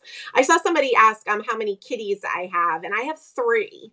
Mr. Harley Kitten Shirkus is 14, and then we have Gus Gus is 5, and then we have Jack, who is 4. So now what we're going to do is we are going to add all the little hearts onto our heart border. And I love that the die comes with a lot of hearts that cut at once. So it's not really a pain at all to have to get the amount of hearts you need to make a card. And the way that I have found that works for me to be able to add these hearts to the tops is I just use a gem picker upper that just has like that little waxy tip. And I'm going to use my Lawn Fawn glue tube. And I'm going to add a little dot of glue to each of these hearts, which is this kind of an old new glue tube that I just dug out of my drawer because my other one is like almost done. Okay, so this is really fun. Shari has many loves. I know, I saw that. Two of them are related to things in the release. Uh-huh. And that's really cool. Yeah. Did you catch that, Shari? That's making me giggle. I caught that comment and I was like, oh, yeah. You're not wrong. Funny enough, one of Shari's there's two of them, and one of them was related to the mice set, like I was talking about, but the other one is related to another stamp set. So you guys, oh my gosh, you guys are just inadvertently guessing everything. I love it. So I'm just using like my gem picker upper, and I'm picking up the cardstock heart pieces and placing them onto my glue tube that I laid down. Now, the trick is don't press hard. Let gravity do its course. And that way you won't accidentally press glue out of the edges. If you put maybe a little bit too much glue tube on, which I do sometimes, I'm just kind of placing it there, and then I'm just going to let gravity do its course. It's going to stick. You don't need to press it down hard. Shari says it's weird that people know me so well. Will you just share the things that you love on social media so we know you love all of these beautiful things? And then here, someone's just asking about how do you keep your chamois from smelling. It shouldn't smell unless for some reason, like if you take anything wet and you put it like in a closed plastic bag, it will eventually smell. So as long as you just leave it out on your counter and let it see how mine's just dry now. It does not smell weird. Anything, it'll be fine. So just make sure when you're done crafting, you let it dry out. It should be good. Yep. So now I'm going to use some foam squares, and I am going to add our little hugging beavers on the right side of the card. Oh my gosh, I'm laughing because in my Spiffy Speckles 6x6 pad, every single green sheet is gone. Not surprised. I know, it's like my favorite. I actually just placed a paper order last night, Kelly, and my friend Lisa, who kits for me, she's kitting some card kits for an upcoming online event I'm doing with Firefly Farm for Lawn Fawn cards. And I didn't quite hit the minimum order, and the paper's being shipped to her. So I was like, Lisa, do you need any paper? And she's like, well, just throw in anything. And I'm like, well, that's tough. And I'm like, okay, well, I'm just going to throw in the Spiffy Speckles and the watercolor wishes that I use all the time. And it was the green, the teal, the yellow, and the pink. And I'm going to add a little bow in the hair of the lighter colored beaver. So I'm going to add a little dot of glue tube right to the beaver. And then I place the bow into that glue.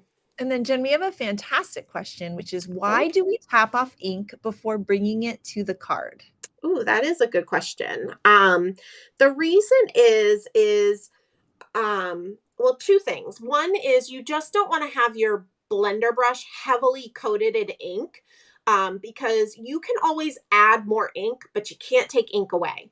So if you go into it with really heavy, it's not going to smooth out as well. You're not going to have a nice, even application.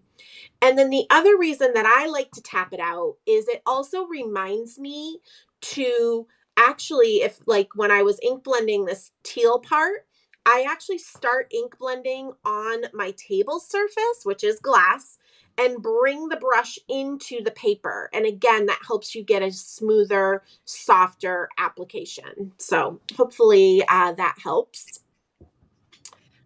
Yes. And then someone's asking if Shari has a YouTube account. She does. And so Shari linked that in there.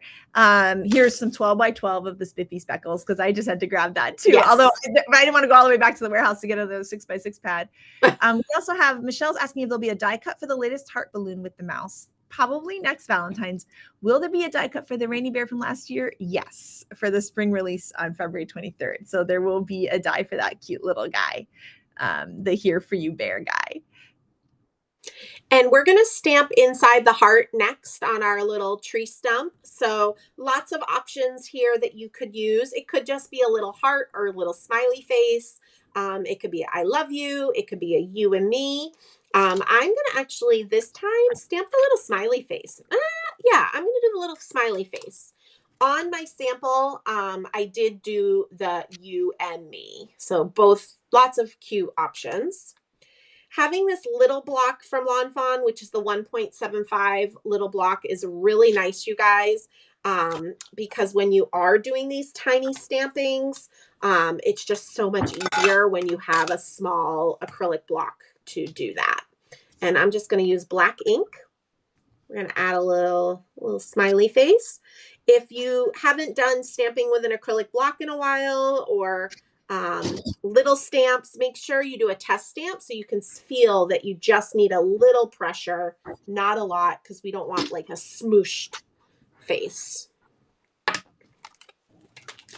And then I'm going to add the tree stump to my card as well with some foam squares.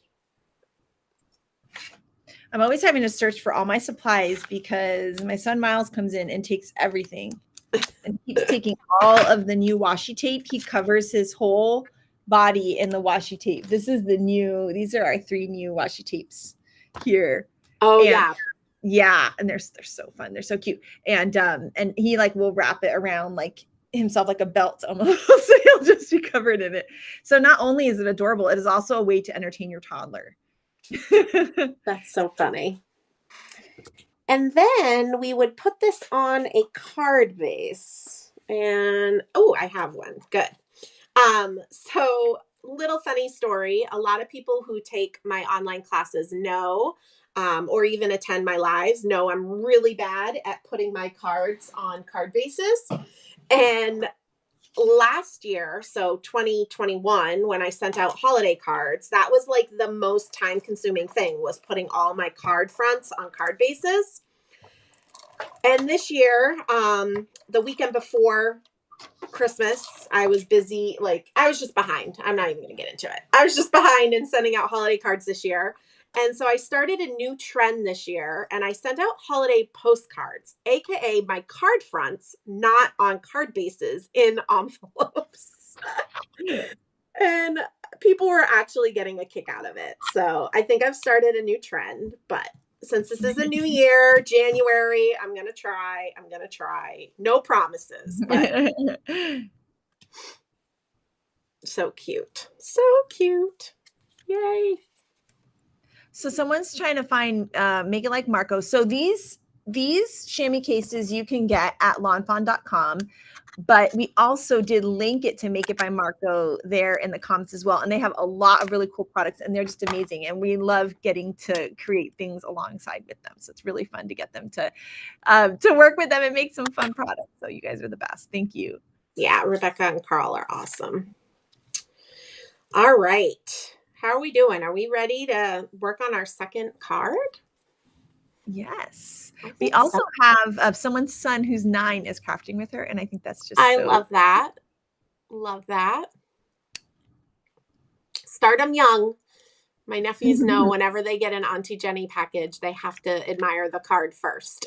And they're teenagers now. So that's like a lot. That's a lot. Yes. Yeah, Lindsay said, you actually have a card base, Jen? I know, right? Miracles.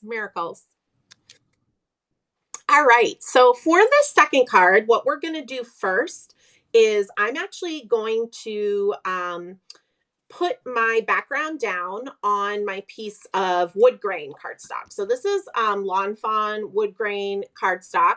If you don't have this cardstock, Lawn Fawn has a great wood grain die. They have wood grain pattern paper. They have wood grain hot foil. They've got wood grain, all the things for all the critters.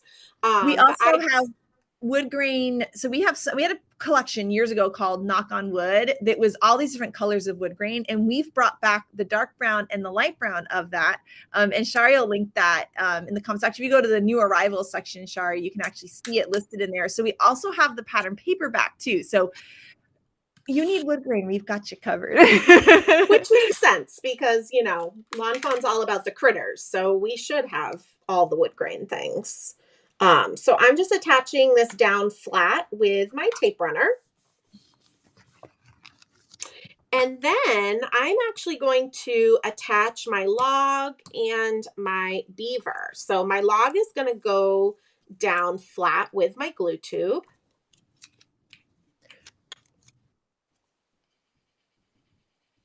So here's some good questions we have. Number one was that someone got a hot foil machine for Christmas, which what a fun Yay. Christmas. And they're asking what we can look forward to. And we have 2 new hot foil plates coming out for spring. And we're working on designs for summer. So if there's something that you wish you had in hot foil, let us know, because it's something new for us and it's really exciting. And we want to create things that you guys are going to love. Waves. All right, I'm writing it down. This mermaid wants some waves. I like that. And then over here, we have a comment. This is a really good question. Why does everyone do top folding cards? I find when I do them, they don't stand up. So that's a really great question. The cool thing is side fold, top fold, it's all fantastic. I think the reason most people do top fold is that it's easier to photograph. So the way it stands is just, for some reason, it's easier to take a picture of it. So that's why I think you end up seeing a lot of them like that on the internet. I think in real life, which this could be a really fun poll, are you a top fold or a side fold card person? Oh, yeah. When it comes to like real, not that internet crafting isn't real, but you know what I mean? Like when it comes to like people just creating the craft rooms, I bet most people actually do a side fold. But I personally, I'm not the best photographer, but I find it easier to take photos of the top fold. I don't know if you feel the same way, Jen. Yeah, so I actually don't put my cards on card bases to photograph because I lay mine flat, and I actually find it's easier to photograph them, that they're not kind of bumped up by the card base. Also, when I'm storing my cards, the card base doesn't take up, that takes up more space. So having card fronts means there's less space. But besides all that, when I used to take photos of my cards with them upright, it was much easier to have a top fold card. So I agree. That's kind of why I've always done that. I love it. Shari did a poll. I got a vote. Oh, I love that someone had some older knock on wood paper and they had the mermaid color of it. Oh, that makes me so happy. That was one of my favorite. Oh, yeah. All the teals. Clouds and waves would be cool. Well, if you love clouds and you love hot foil, you might be really happy on February 23rd. Oh, all the secrets. There's also something else that's coming out for hot foil in the spring release that makes me very happy. It's like one of my most favorite used sets. So all right, I got my little tiny gift card here. And so on that, we are going to stamp something. What I used before was the little hugs from So Damn Much. But this time I'm going to actually use the little heart that is in Would You Be Mine. But again, use whatever, decorate your card however you would like to decorate it. I'm going to just use a little black ink and add a little heart. So someone's mentioning that they can't afford hot foil. Is there another way to use foil papers without buying all the plates and machines? I have an idea, and I bet Jen has some fun ones too. One really great way to get the look of foil without doing hot foil is to use some metallic cardstocks. And so we have some gold and silver and holographic. And if you die cut those cardstocks, they are foil and it gives that shiny, beautiful look to your cards, but you're using something that you already do, which is die cutting. So that's a really fun way to get the foil look without hot foiling. Yeah, and my idea would be just, good old gold and silver embossing, have some good backgrounds and do good old embossing, because that's also very beautiful and very awesome. Yeah, and very inexpensive. And I have my same bottles of silver and gold embossing powder for a million years. Like it'll last you forever, and it always looks beautiful. Yep. So now that we have our scene set, we are going to do our sentiment. And so for this, I bring out my Make Art Station again. And I'm going to place my card down. Actually, no, I'm not going to use my card yet. Sorry, I'm getting ahead of myself. So I got all my little letters, and these are Henry's ABCs that I cut out of the same wood grain cardstock. You could use any alphabet letters that you have. And so I'm going to start by doing the sentiment, the part of the sentiment that's on the bottom. So a log, okay?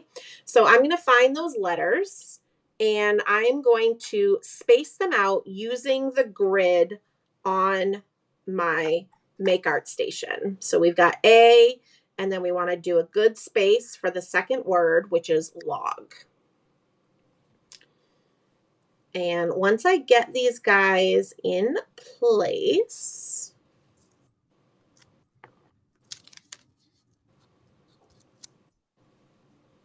takes a minute, but it's worth kind of playing with it a little bit to kind of get things the way you like it.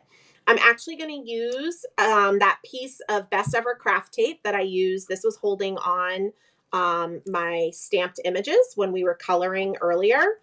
Definitely use something that has some tack to it, but isn't too sticky. And I'm going to just go right down on these letters, pressing the tape, and then gently picking up so the letters are in place, okay? So they're all nicely straight and evenly spaced. And now what I'm going to do is bring my card in. And having this magnetic board is nice because it comes with a magnetic zero centering ruler. And so what I'm going to do is I'm going to place this zero centering ruler down so that it's centered. So I can see that it's like 2 and a tick mark on this side and 2 and a tick mark on that side. That's about as fancy as I get with my measurements. 2 and a tick mark. And I like to, it is magnetic, but because we have a couple layers of cardstock, I just place magnets down to really hold that ruler in place. And so now what I'm going to do is I'm going to take my letters that we just added them to tape, and I'm just going to put a little bit of glue tube. Sometimes I use foam squares, but I was in a mood when I made these cards. I didn't, rosy cheeks. I didn't glitter anything. I didn't pop up all of the things. Should we be worried? Shari and I were talking before we went live, before you hopped on, Kelly, and I said maybe like an alien is overtaking my body. I think that makes a lot of sense. Yeah. So now we've been probably flagged on YouTube. I know, right? For like about aliens. Theories. So I have just a little bit of glue tube on my letters. And utilizing that zero centering, I realize I got to scooch my ruler down a little bit. I am going to center these letters on my background. So, and because I used glue tube and it takes a minute for that glue to set, I just give a gentle pat and I actually just leave it with the tape there, just kind of let it be. And I'm going to actually just kind of turn my board and I can line up my letters up here. So I'm just kind of letting it rest so that glue will set. So now it's going to be Miss You. And I've got enough squares up here to be able to line those letters up. And I have a couple of things I want to mention. Number one, 68% people do side folds. So whoa, Kelly was right. Is this the winner right now? Another idea for foil was double-sided tape and just plain foil, which is another really fun way to do that. You can put a strip and make little foil, like little lines on your cards, which would be really fun.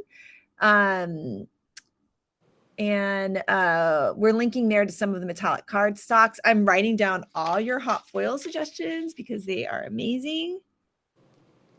Ooh, hot foil sun rays. I just saw that would be so pretty. Yeah. I literally just wrote that down. I was like, oh, that's so good. So pretty.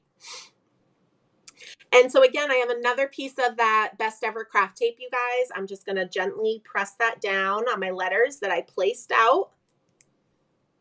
And then pick them up and turn my board.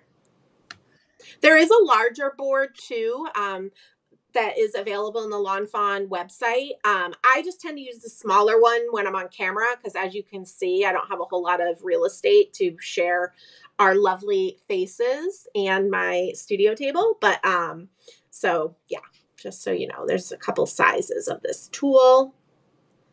So now I'm going to place my ruler down. Sorry, Jen, Kelly, real quick. Because someone's asking you what tape you're using for the letters. Oh, yeah. Yep. This is the Best Ever Craft Tape. It's actually by Spellbinders. It's a low tack tape, but it is stronger than like washi. And what I love about it is I can use it over and over and over and over and over till it pretty much almost disintegrates. And then I'm like, okay, Jen, you can throw this little piece of tape away. But you could use washi tape in place if you didn't have this tape here. And then a really great question by Carrie. It says, Jen, do you use different blender brushes for each individual color, or do you use one for like all the different pinks? I use one per color family. So here is my blender brushes.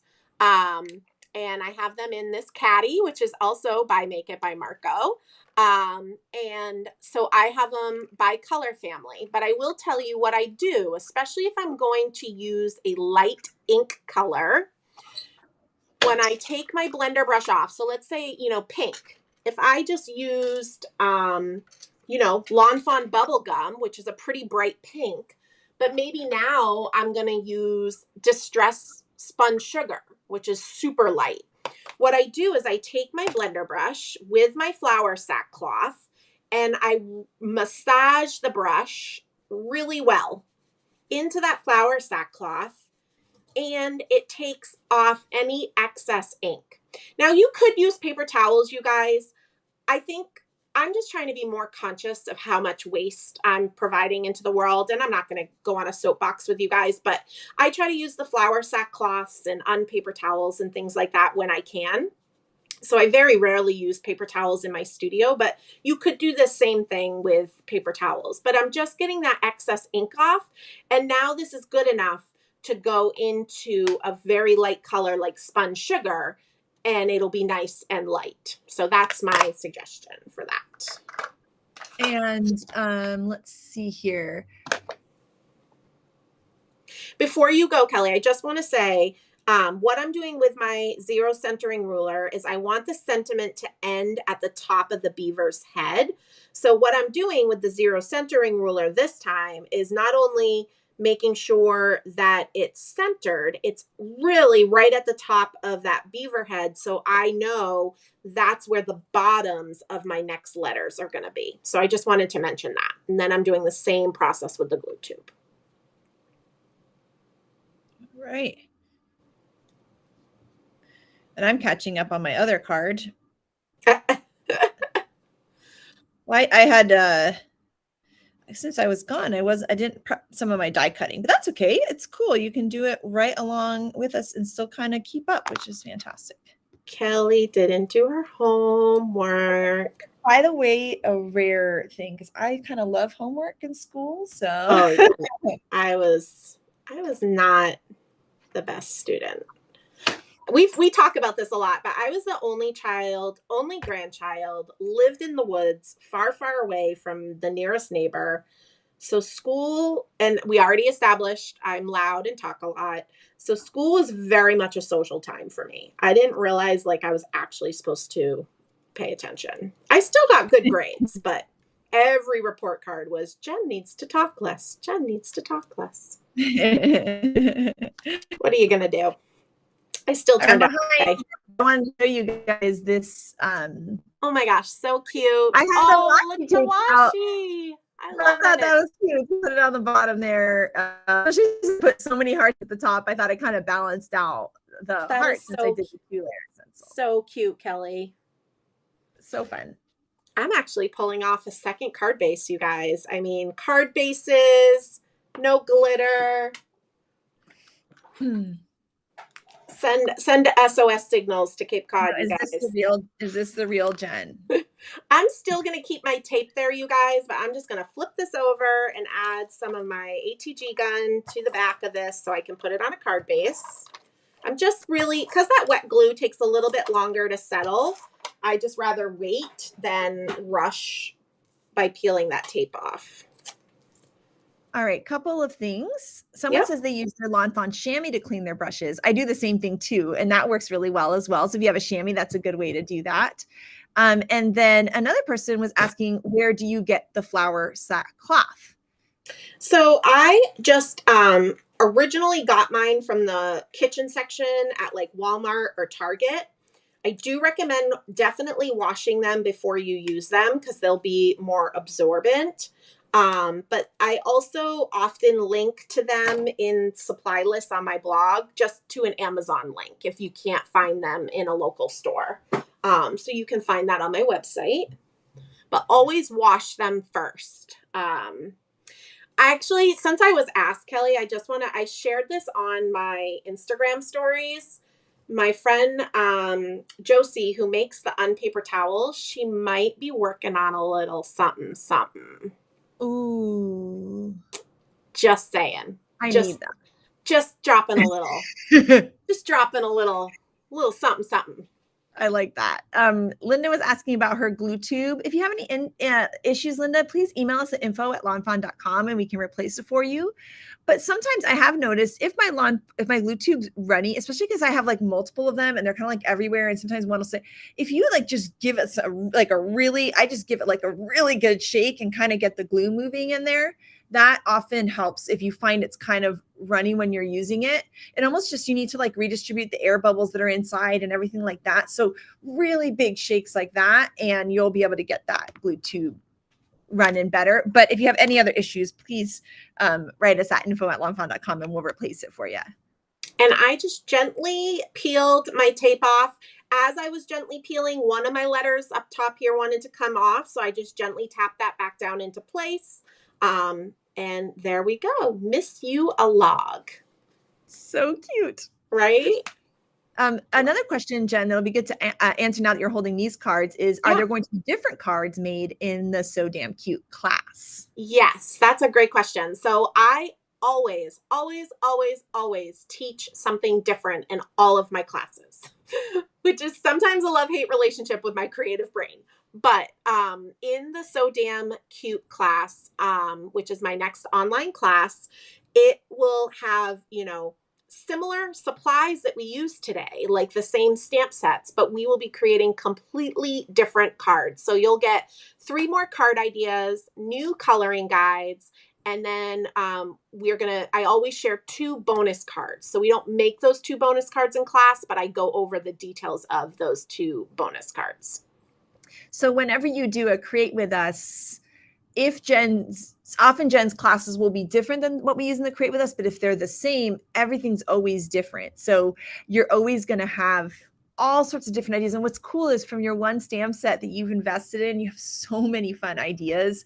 Ways to use it. The coloring is different. Like you learn so much just between the intro video, Create With Us, and Jen's classes. Like it's just so much inspiration, and we can link to some of those the Would You Be Mine and So Damn Much intro videos as well, because those are a really fun way to see Shari and I, and sometimes Rebecca too, craft and put things together with the brand new product. So it's a lot of different ways to get a ton of inspiration, and everything that you'll do in Jen's classes will be completely new, which is so great.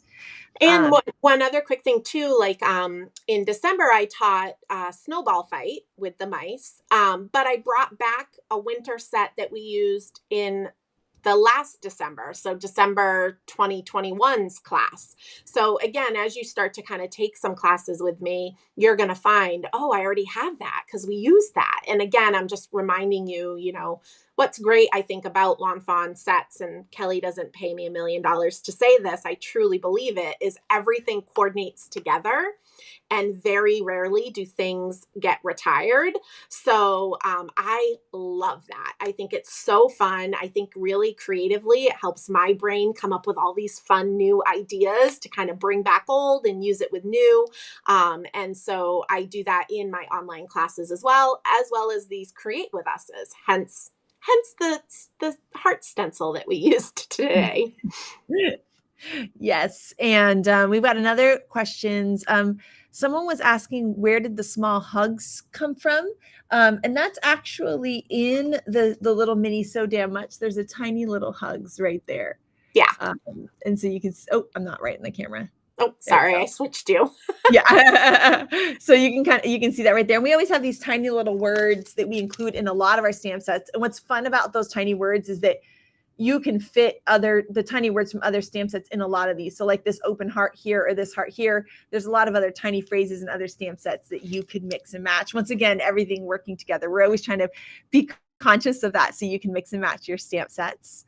Someone's asking, their metal platforms lines have faded. I'm wondering if they mean their inking tool. I would contact the company and I'm sure they'll give you some tips on what to do with that and help you out.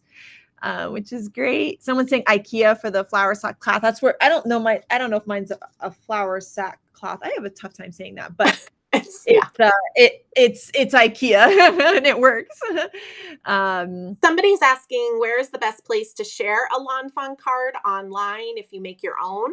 I definitely say share it on Facebook, share it on Instagram. Lawn Fawn doesn't have an official Facebook group, but if you use the hashtag Lawn Fawn, so you use that hashtag symbol and do Lawn Fawn all as one word, especially on Instagram, it's really easy for us to find it if you have a public Instagram account. And if you created something today, even if it's a Halloween card, if you were with us today, definitely use that hashtag LF Create With Us, because we really want to see what you made. Yes, and we love seeing what you make. And we actually have a challenge blog that's called Lawn Fanatics, and we have a place to link cards there as well. So, for example, if you put the card on your Instagram or your Facebook or whatnot, you can link it in that and enter the challenges. And what's fun about the challenges is that it's just a place to get your creative juices flowing. I know this happens to me a lot where I sit down and I'm like, wait. What should I make? There's so many things and it's almost like too much. Yes. And so having a little challenge is fun. Sometimes it might be colors or in some kind of inspiration. And we change up what those are. And it's just a fun way to get creative and to see what your fellow crafters are out there creating and kind of comment on each other's things and learn from each other and just have fun. It's not a competition. It's just a fun place to share. And then we randomly pick winners every 2 weeks from these challenges. So on there, and we'll link that in the comments, the Lawn Fanatics blog, that you can put your things in there. If you don't do social media, there's a place where you can upload to Flickr. And so we link that, I believe, in Lawn Fanatics as well. It's just a place where you could just upload, you can just, you don't have to even have your name on it or anything like that. You can just upload photos and then link from there. And so that's an easy and free way to link to something if you don't want to do social media, but still want to participate and share your beautiful creations. And the current challenge right now for Lawn Fanatics, because that's good that you brought it up, Kelly. I designed the badges for that and I wasn't even thinking. The current challenge for Lawn Fanatics is Celebrate. So celebration cards. It could be celebrating the new year. It could be celebrating a birthday. It could be congratulating a friend. And so, yeah, lots of fun. And the winner is chosen by random number generator. So we're not judging the cards. Anybody can win, and you can win a gift card for Lawn Fawn goodies. So yeah, which is fun. And so it's a fun way to participate, a fun way to enter to win something, which is always a blast. And so I highly recommend doing those. And it's just a fun community of people that are creating together and sharing. and it's nice, especially if you don't happen to have an in-person crafty friend. It's a nice way to make some crafty friends as well. Yeah, and we use the hashtag for that. We use Lawn Fanatics, the whole, all one word. And I know Shari she put the website there, so it's kind of a weird word. It's lawn, fawn, and then addicts. So yeah, there we go. Thanks, Shari. Shari's on it today. She's thank you guys. And we also have somebody asking about brushes, oxides versus like the dye inks, like Lawn Fawn inks or Distress plain inks. Jen, do you want to share your thoughts? I'll share what I do after. Yeah, so I think it's definitely a personal preference. But for sake of not ruining your ink pads, Distress Oxides is a dye pigment fusion. So it's really important that you're not using the same brushes in your oxides and all your other water-based dye inks.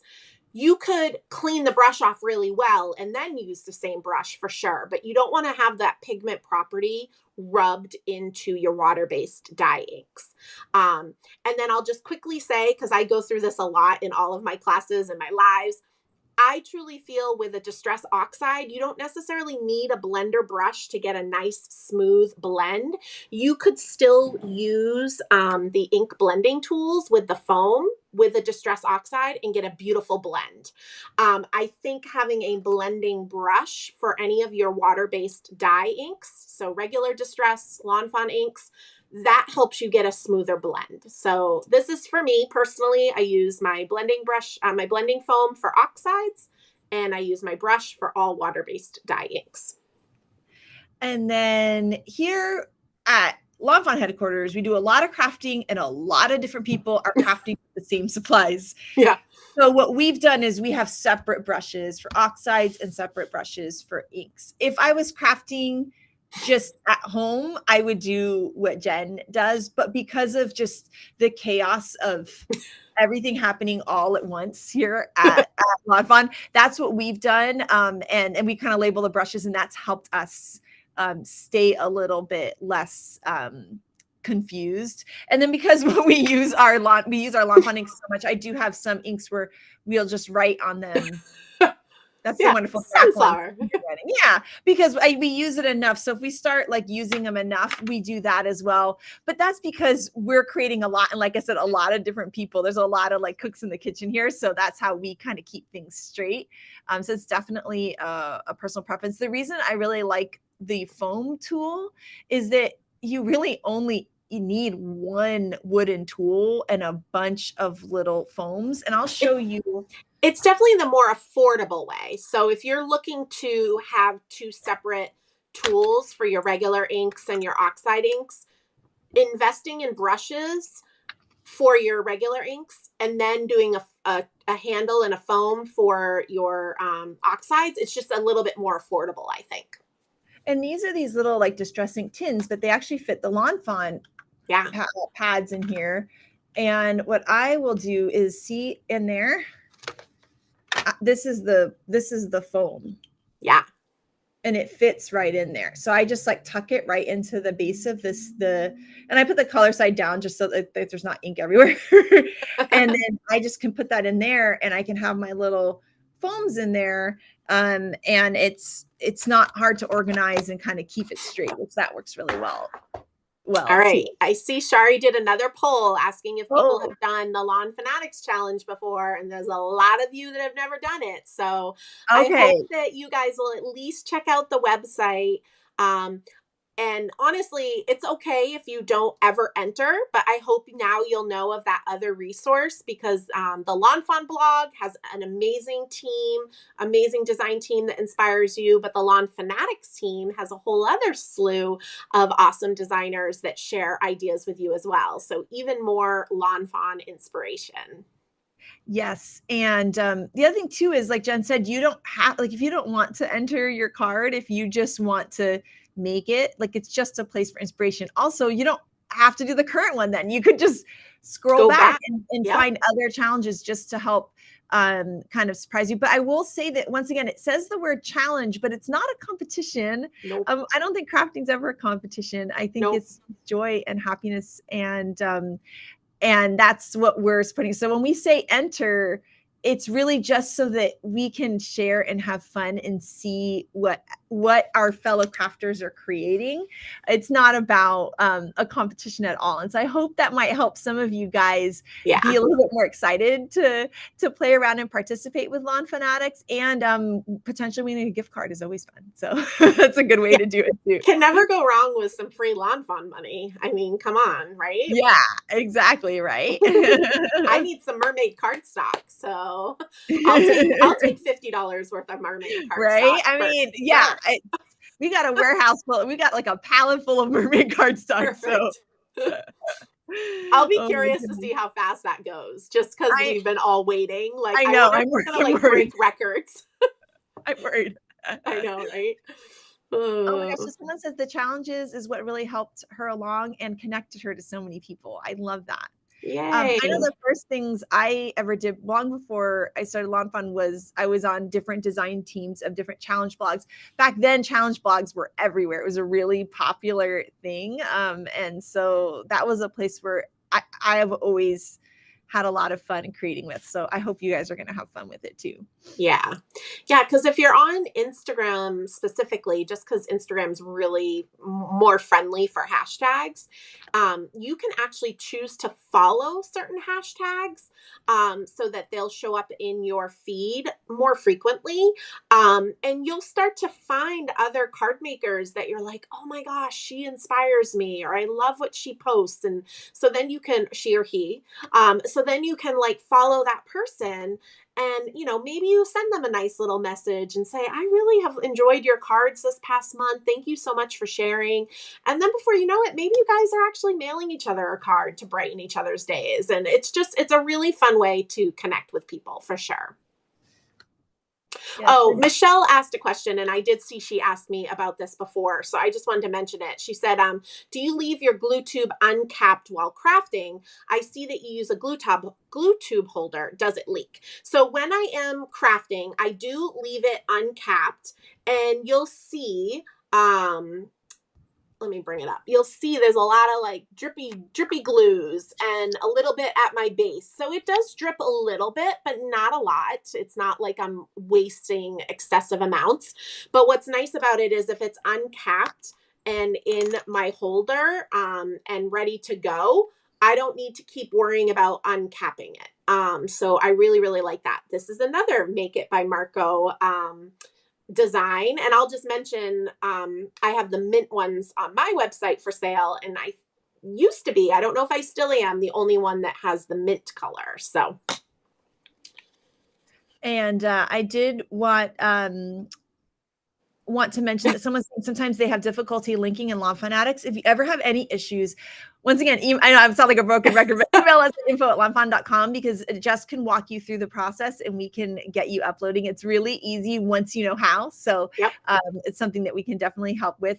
Someone says that they are disturbed by the lack of glitter. I'm laughing at that comment, Elizabeth. And I like that Sandy saved some mermaid cardstock for me. I'm assuming she's saying that to me, but for all of us. So everybody needs to go place their Lawn Fun orders for mermaid cardstock. But don't do it right now because I can't order mine until we're done the live. Oh, if you have a whole palette once again, so we got a lot. If you guys added glitter to your cards, I give you all extra credit. And please, please, please share your cards in that hashtag LF Create with us. And I love, I think Kelly will agree, we love a good selfie with your cards so we can see your smiling faces. Again, you know, we miss seeing everybody in person more. So feel free a little selfie with your crafty table, whether that be your kitchen table or an actual craft room. It doesn't matter. Yeah, so cute. I love the washi, Kelly. It looks so cute. It's fun. Yeah, I was like, oh, it's on my table. I'm like, oh, I need to use it. So yeah, it's fun to finish. And then I'm going to finish my other card after. Yeah. When I have all my, and I'll get all my die cutting done. And she really will, because again, it's surprising that, you know, she gets all her homework done and everything. She's that student. So I know when she says she'll finish it, she will. Yeah, I am that student, you guys. So one more time, Kelly, when is the spring release? February? So the spring release is February 23rd, and the inspiration week for that will start February 15th. That means each day we will show you some new products. There will be an intro video or two, and you'll get to learn about. It's really fun because each day it's like there's almost like kind of like an advent calendar. If you missed your advent calendar from the holidays, each day there's a little countdown, and you get to see some new products, and it's just so much fun. And then the spring release is a big one, and so it's our release for the next 3 months. So that means in March and April, we will also have inspiration weeks related to that spring release. So what I love about that is it gives us a chance to focus on different products and spread them out through this bigger amount of time, which is really great. So we're going to have such a good time in those inspiration weeks. And of course, there will be more Create With Us's related to the spring release as well. That's what I was going to say. So when the release is live on Lawn Fawn's website, at the same time, our next Create With Us information will be live on the Create With Us page. So right away, you can kind of maybe see what we're creating with. That might be able to help you figure out maybe what you're going to purchase. And I also, at the same time, on my website, on shirkus.com, I release the details for my next online classes as well. So we try to help you so that, you know, whether you're purchasing from your local store or what have you, you can kind of just plan out maybe what of the products you want to get. Someone mentioned that they used to go to Archivers and Crop, and I miss Archivers as well. That's where they discovered Lawn Fawn, and I love that. And I'm glad that you're able to have a little crafting buddy session here virtually, which is really fantastic. And a lot of people talked about how much they love Lawn Fawn Addicts and how it helps keep them making cards, which I think is just wonderful.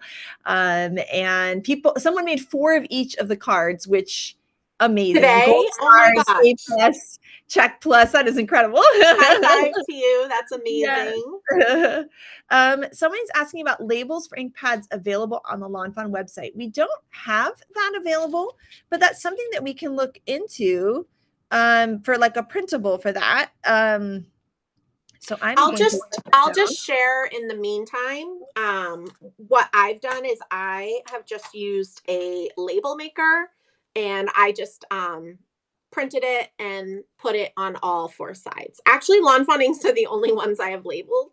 Oh, that's great. Yeah. You know what I do? I take a silver Sharpie and I just write on them. That actually, I saw. But I am the oddest type A person. I'm very type A, but very disorganized. So organization for tips for me is probably, my son's already like organizing more than I do. So I'm waiting for him to come in and just there you go. Yeah. We got a couple of things. Someone's asking if there's anything Easter themed, and we do have some really cute Easter themed items in the spring release. And then this is a fantastic question. I know there will be 2 Create With Us's for the spring release, but Jen, how many creative chit classes will there be? I'm guessing there's going to be 2. So I usually do, because it's a big release. So I want to literally use all the things. Yeah,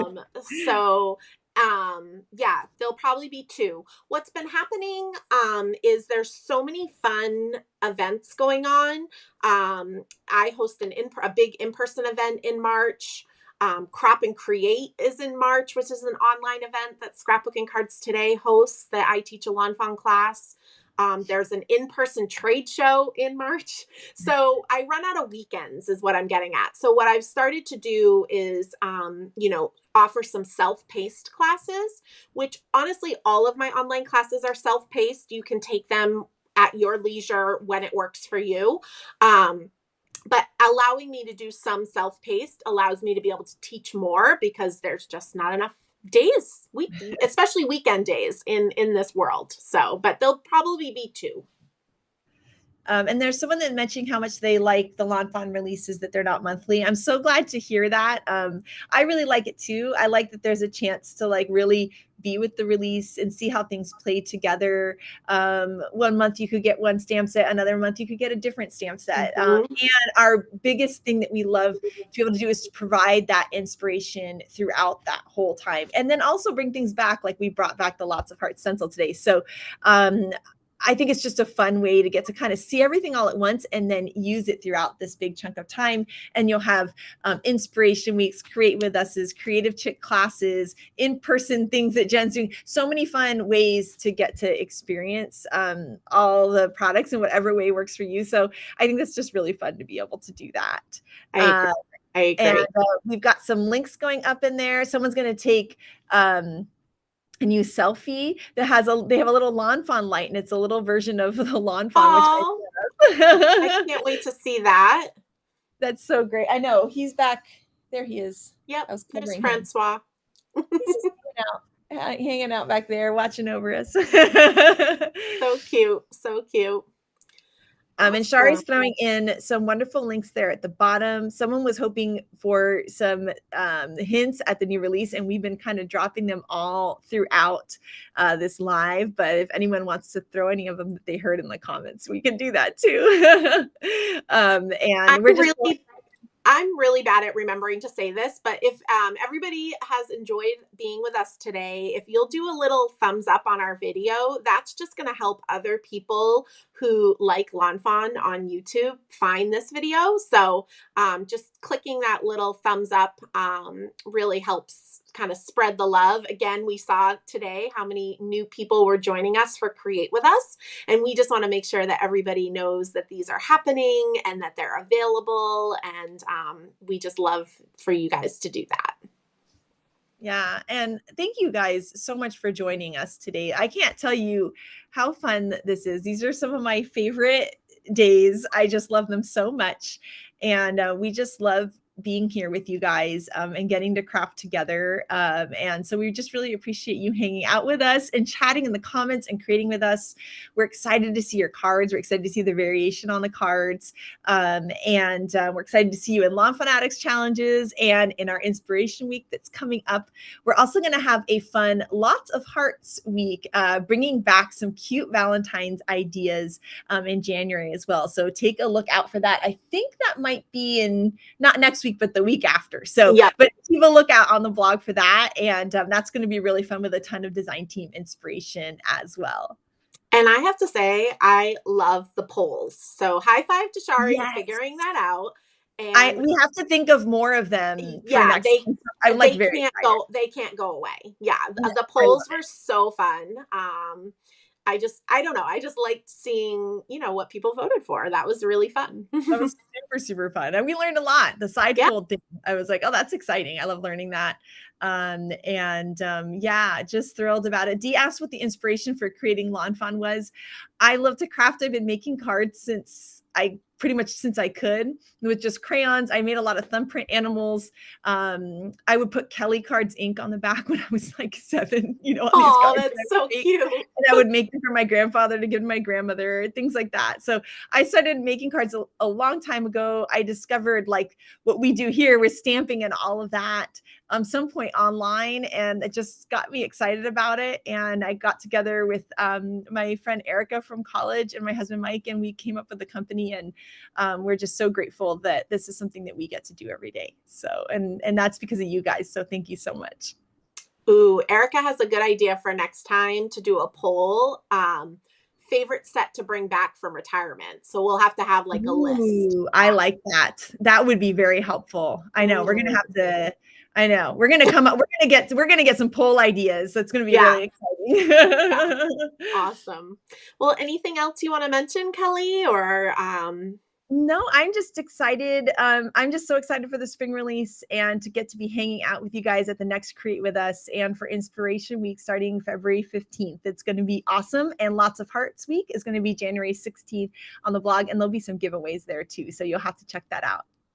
And I don't want to say the date for the very next Create With Us because I just am not 100% sure, but it is going to be focused around Lawn Fawn's birthday. So hopefully you guys will be able to join us. It will be in March, and Lawn Fawn will be celebrating their birthday. So we'll just leave it at that. I don't want to say any dates, and I feel like we haven't officially confirmed. They're not official. Yeah.